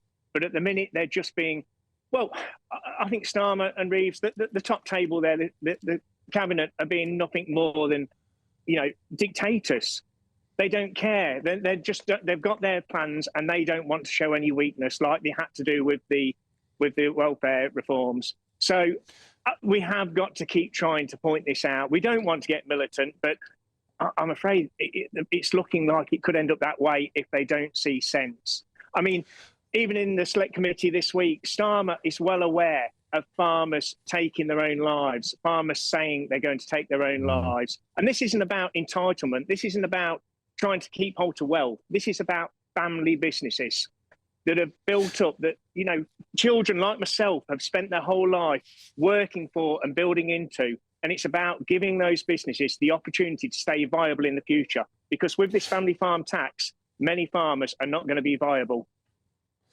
Now, Charles Godby, the government, of course, will say the biscuit tin's empty. They've got to raise money somehow. But What I think people don't understand oftentimes, Charles, is the fact they think farmers are loaded. They think you're minted. But I had a farmer on the show this week, Will. He told me he's looking down the barrel of a £1.6 million inheritance tax bill, but he makes only about £18,000 profit a year. The margins aren't great, are they? The margins are shocking. So I think industry average is less than 1% return on capital investment. Who else would work for that? I mean, we're a fairly sizable farm. I'm relying on my wife's teacher salary. She supports me. I'm taking nothing out of the business virtually. And that is farmers up and down the country. We don't value food properly. And how do you think we can change that? Because, I mean, it's Christmas at the moment. We heard yesterday that inflation is down, but I know as well as you must know better than I, that's often because the supermarkets are cutting prices to get people to go in, so they're selling food almost at a margin, which means you get even less and less and less all the time. Yeah, I don't think the consumer realise who's actually taking the hit for that. So at the minute, here we are, peak Brussels sprout season. A friend of mine, he's working out there in the early hours of the morning. They've got a team of them out there picking sprouts, picking cabbage, ready for our Christmas lunches. And then you go and see these supermarkets, so they're putting them out at 5p and 8p a kilo. Just basically all they're interested in getting these people through the door and volume of people. They don't care about the producers. And the government, likewise, they don't care. They just want food cheap because that is how they see they're going to keep people content and stop a mass rebellion. But actually, if we don't sort this out soon, we're going to see farmers going out of production, food production in this country plummet, and our food security hit massively. Because let's remember, and again, this was a government bit of research, for every £1 invested in agriculture, there's a return of investment of that £1 of £7.20. So farming and food production is helping build this economy. Charles Goby, you were photobombed beautifully there by one of your magnificent cows, just kind of hoved into view over your right shoulder there. Can you try and give people watching at home an indication? You talked about the fact that people working for picking Brussels sprouts are doing it for pennies. You said that your wife's teaching salary, which we know isn't, teachers don't earn a stack of money anyway, is supporting you. How much money is in your business? I mean, how much money are you getting out of your business for farming? Very little at the minute, and with the price of milk, prices are going through the floor again at the minute. Cereal prices are through the floor. Beef and lamb are holding and are fairly buoyant, so we've seen some returns there. But when you look at what I'm having to reinvest, and here's the big problem as well, we've got to reinvest. If we want to stay viable and profitable going forward, we need to keep reinvesting and keeping up for the future.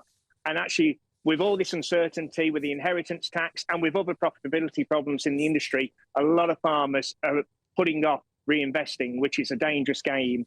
But like I say, at the minute, I'm working, well, when it's quiet, so this time of year, 70, 80-hour weeks, I'm only taking £50 a week out of the business. Blimey now.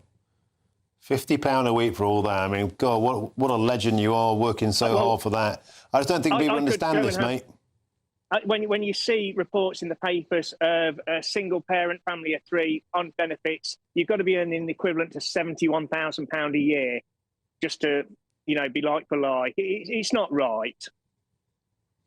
Charles Goby, it's just astonishing to hear that. I want to thank you for your work. Thank you for what you do. Thanks for keeping Britain fed. I appreciate that. Thanks for putting food on our table. Thanks for ploughing on. Thanks for all you do, and a Merry Christmas to you and your wife and your family, and a Happy New Year. Charles Goby, thanks for joining us today on the show. Thank you, and you, mate, absolute pleasure. Just keep 50 quid a week. 50 quid a week. Getting up at the crack of dawn, milking cows. Think how hard that is. 50 quid a week. I just find it mind-blowing. I find it utterly mind-blowing. In response to the reports published today, the Environment Secretary Emma Reynolds said the government and the farming and food industries would work much more closely together in the future. She added that British farmers are central to our food security and rural economy and the stewardship of our countryside. Now, we've got some breaking news just coming in for you now, and it's this. The Democrats, they've released yet more photographs from Jeffrey Epstein's estate. You can see one of them on your screens, a couple of them on your screens there. This comes as pressure continues to be placed on the Department of Justice to release the full Epstein files. And we've got some more breaking news for you now. And that's this. The Wealdon MP, Nusrat Ghani, we had her on the show last week, in fact. She confirms a delay to housing asylum seekers in Crowborough Barracks. Just to repeat that, it's the Crowborough Barracks. Of course, the Labour Party were eyeing up converting those barracks into use for asylum seekers. The Wealdon MP, Nusrat Ghani, confirms a delay to housing asylum seekers in Crowborough Barracks. The Home Office confirmed that no decisions will take place until the new year. Now, this comes after 9,500 signatures and to Crowborough Shield for raising legal action against the Home Office. Breaking news there, the barracks at Crowborough temporarily reprieved for the locals. There's a hold on that. The Wealdon MP Nusrat Ghani has confirmed a delay to that area. Well, we'll bring you more updates on that breaking news story. But first, it's your traffic and your traffic update. Stay safe and stick with us. Good afternoon, this is the latest AI travel news from GBNews.com. The M9 eastbound at Junction 11 is restricted due to a collision. The M4 westbound faces delays between junctions 23 at Rogier and 24 at Coldra. The M1 southbound in Derbyshire has 2 lanes closed between junctions 29 and 28, causing hour-long delays. Severe congestion on Cambridgeshire's A14 westbound between junctions 24A and 21 adds 2.5 hours to travel time. Hampshire's M3 eastbound has 2 lanes closed with delays of an hour and a half. And on the trains, expect disruptions with cross-country due to heavy rain, while East Midlands railway services face delays. For more travel news, go to gbnews.com.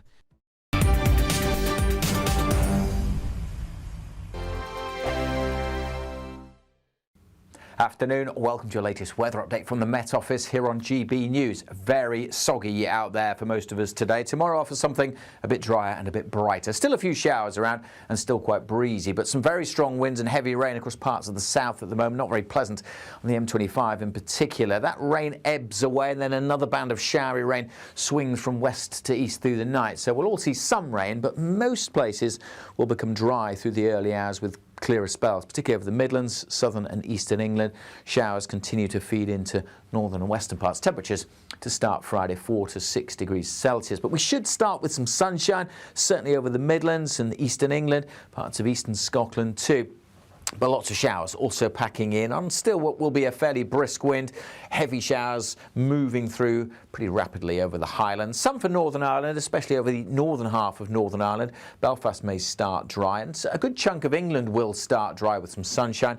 Notice there'll still be a few showers feeding in across Wales. But again, with a brisk wind, they should be moving through fairly rapidly. And we will see some sunny spells between those showers. So it's not completely dry, but as I said, a lot drier than it is out there today. And the showers will tend to ease, actually. We'll keep some going across the north coast of Northern Ireland.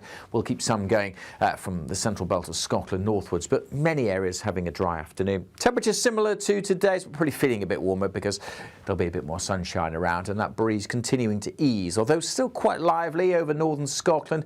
Gusty winds continue to bring showers in here on Friday night. Still the odd one for West Wales, northwest England, but most places looking dry as we head through Friday night and into Saturday. And many areas will have a fine day on Saturday as well. Quite a bit of sunshine around over central and eastern parts. In the west, though, another weather front will edge in, bringing more rain to Northern Ireland and later on into southwest England. Bye for now. Westminster, the ultimate clique. And you're fighting like rats in a sack. But here on the Camilla Tominey Show, we ask the questions the establishment media is too scared to ask. OK, let me ask you a straight question, because I know you're a straight-talking politician. Whether it's net zero, illegal immigration or law and order, nothing is off-limits. You had the power then. Yeah, as I and say, now you've lost it. That's the Camilla Tominey Show, a politics show that's fearless. But no, let me finish my question if you don't mind, because it is my show. Sundays at 9:30, only on GB News, the People's Channel, Britain's news channel.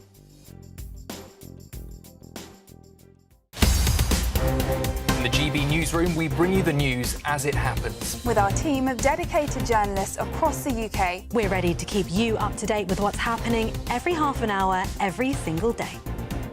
Bulletins here on GB News. The People's Channel. Britain's news channel.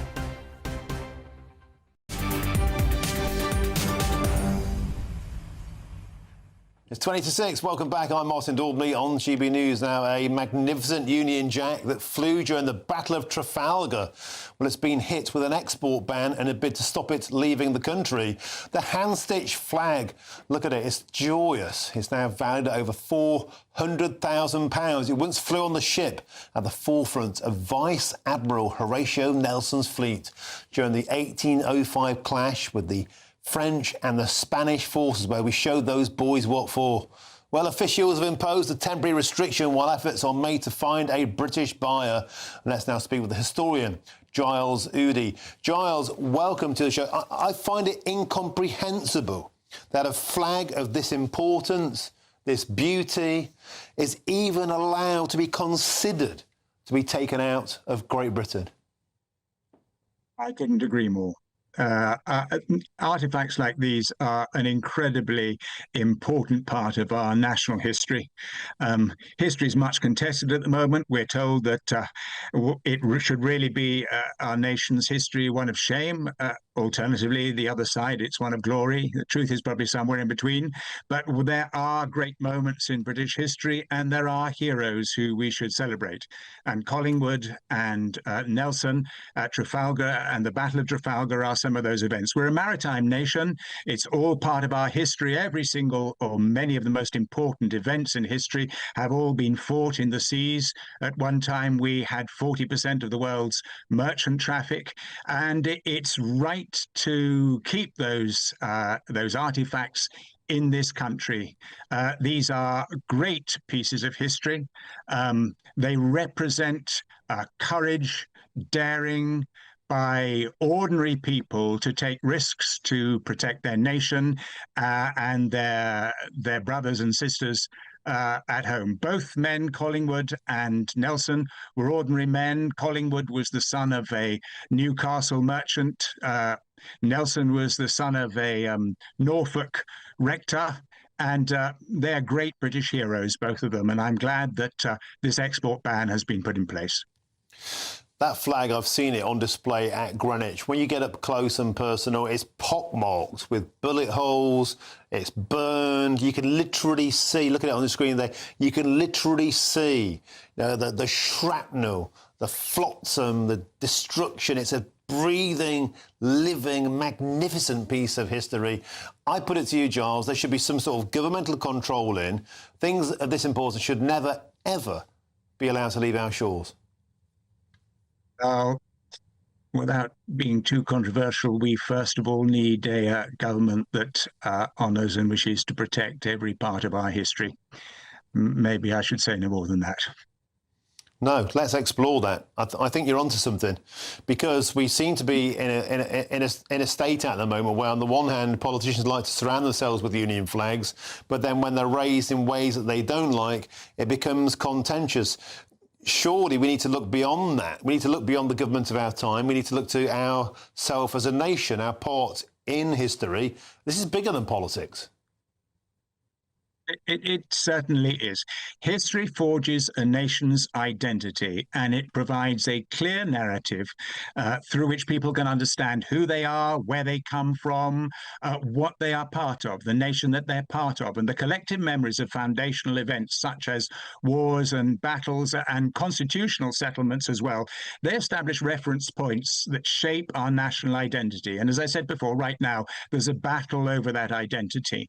And the battle is being fought quite vocally in some parts. You don't need to go very far away from interpretations of British history that are currently on television at the moment. And I think it's inevitable that history will be contested, but it's also really important at the same time that national heroes like Nelson, like Churchill, and we've seen an awful lot of rubbish being spoken about Churchill recently, that we honour those people and we prevent their reputation being besmirched, because behind that there is another identity, and the identity is one that wishes to put shame upon us as a nation. We have our bad parts of history, of course, but we have our good ones, and the British naval history has in many cases been magnificent. The Battle of the Atlantic saved this country. We've been victim or attempted victim of numerous invasions in the past, and it's always been the courage of sometimes a few brave men and women who have fought that off, and they're our role models for today, and they should be. And the tragedy today, if I might add, the tragedy today is that in Britain, history is not compulsory after the age of 14. We are absolutely out on a limb as far as European nations are concerned. Every other nation has 16 as a minimum.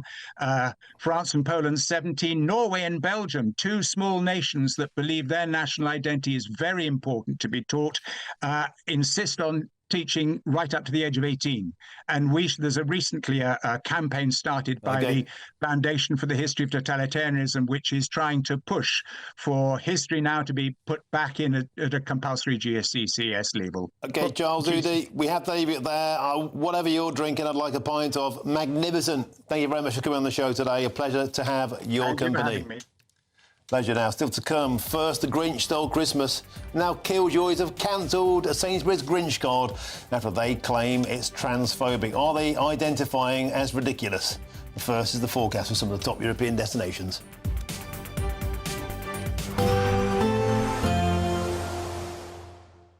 Dinner under the stars tonight? That reminds me of our travel insurance. You mean all clear skies? All Clear Travel Insurance sponsors GB News Travel Destinations Forecast. If you're after some winter sun tomorrow, well, Spain's not looking like a great bet. There is a front that's bringing quite a bit of cloud and rain lying across much of Spain into Portugal and stretching as far as Madeira and the Canary Islands, all of that pushing its way east and southeastwards. A drier picture for many around the Mediterranean, but some outbreaks of rain here and there. And worth bearing in mind, there's more unsettled weather to come, particularly towards more southern parts as we go towards the weekend. Bye-bye. All Clear Travel Insurance sponsors GB News Travel Destinations Forecast. Britain was once the envy of the world. But look around. A nation that no longer knows what it is or where it's going. A country that's broken. How do we fix Britain? How do we bring it back? Friday night with Matt Goodwin at 8 p.m. Only on GB News. No matter the state it's in, this is our nation. Join me, Jacob Rees-Mogg, for a genuine, honest discussion on where we have been, where we are going, and where we are with the people who set the direction. Tune in to State of the Nation every Monday to Thursday, 8 to 9 o'clock. Only on GB News. Sir Jacob Rees-Mogg's State of the Nation, Monday to Thursday from 8 p.m. The National Trust has come under fire after declining a Catholic filmmaker's request to shoot a documentary at St Cuthbert's Cave in Northumberland. St Cuthbert's Cave was a crucial location for the film, as it's traditionally believed to be where the saint's body rested in 875 before he was moved to Durham, where it remains today. The Trust justified its decision by citing the project's religious affiliation, sparking accusations that the heritage charity has breached equality laws and is engaging in illegal religious discrimination. Well, I'm joined now by the filmmaker at the centre of the story, Christian Holden. Christian, thank you for coming in. So, first of all, tell me about St Cuthbert. Why do we mind about St Cuthbert? Well, St Cuthbert, this historical figure, this great figure of the northeast of England and the Scottish borders area, was renowned for his physical prowess, for his great night vigils. I approached the National Trust to ask permission to film there, and the initial response I had from them by email was that they didn't host any filming of a religious or political nature. I made a phone call to that particular person and explained more about what we hope to do, and that aside from its religious storyline, there's also historical value to it, cultural. And so you were making the case that St Cuthbert was a cultural icon as well as a religious icon in the northeast of England, a very important political as well as religious figure in the consolidation of Christianity in the northeast. It's such a critical part of our culture and our heritage, particularly in that area as well. So I was bewildered to be refused to visit and film this site of such importance on the basis of essentially being a Christian filmmaker. GB News, the People's Channel. Britain deserves a newsroom that puts the facts and your voice first. Well, and that's what you get on GB News. Lively debates, lively conversation. And we're not afraid to hold power to account. And each other. So join me, Andrew Pearce. And me, Miriam Cates, for Britain's Newsroom, weekdays from 9:30 on GB News.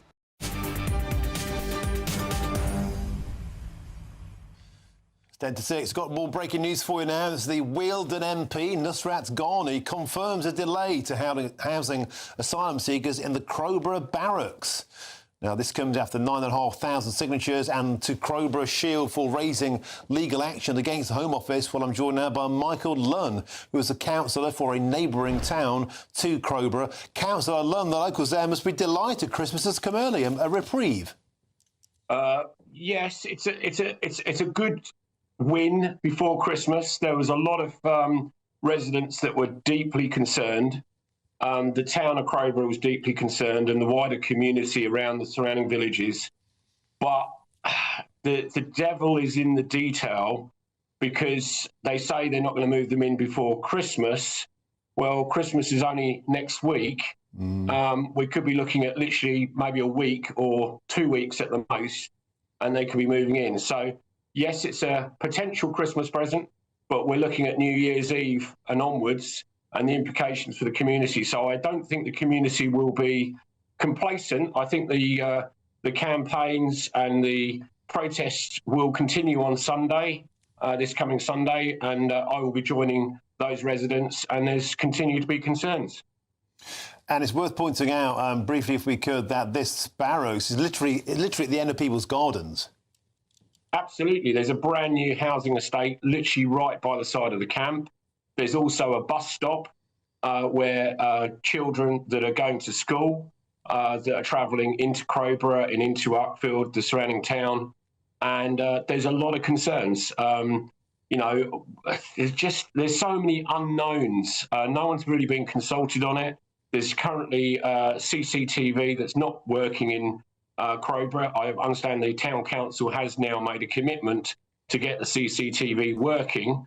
But there's just a lack of communication and a vacuum of information. And I think that's one of the biggest concerns that residents and businesses, is not just residents, it's businesses in the town that are being affected, and estate agents. So, Michael Lunn, we have to leave it there. We're simply run out of time, but thank you very, very much indeed. A reprieve there for locals in Crowborough. The asylum hotel, the barracks, it was a military barracks, was earmarked to be used for hundreds of male asylum seekers. That has now been pushed back, but as the councillor said there, only a momentary pushback, and they still might find out in the new year that it is happening. Quickly, local elections cancelled today, potentially 63 local election areas, and the lobby where journalists get to go and cross-examine parliamentarians, essential for our production here at GB News, particularly on my show, simply been cancelled by the Labour Party today. All these the actions of a banana republic. It really makes you think, where are things heading for? Don't go anywhere, because up next, of course, is Jubes & Co. Tonight it's the magnificent Dawn Neeson, and tonight, 7 o'clock from Chelmsford, it's Farage with the Christmas special. You'd be mad to miss that. Don't go anywhere. Have a fantastic evening. See you tomorrow at 3. Cheers.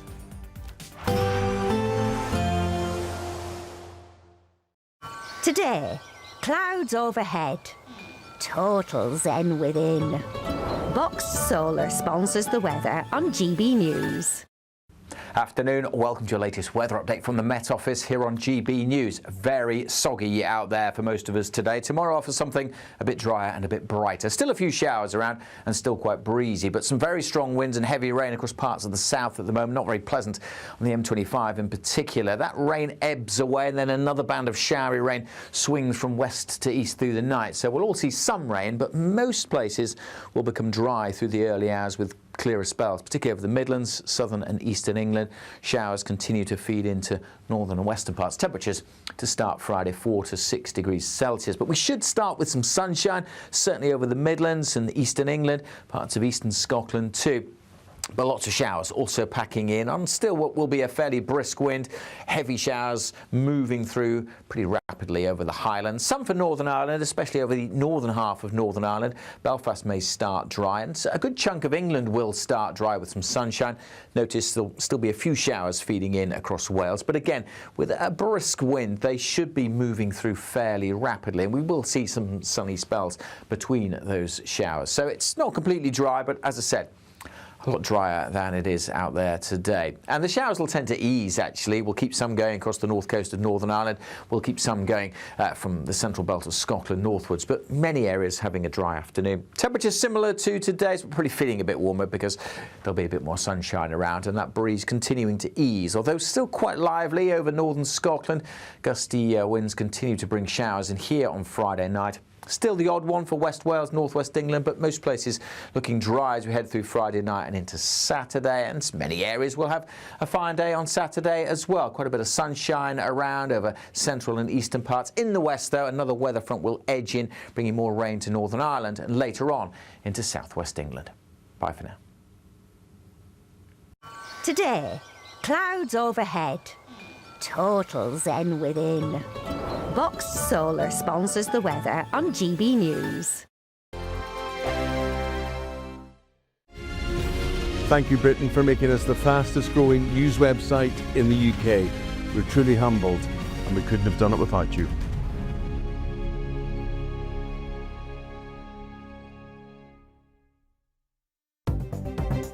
Good evening. This is the latest AI travel news from GBNews.com.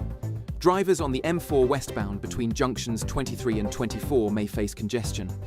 In Gateshead, the A1 southbound has a half-hour delay between the A694 and the A692. A collision has closed one lane on the M5 southbound in South Gloucestershire between junctions 14 and 15.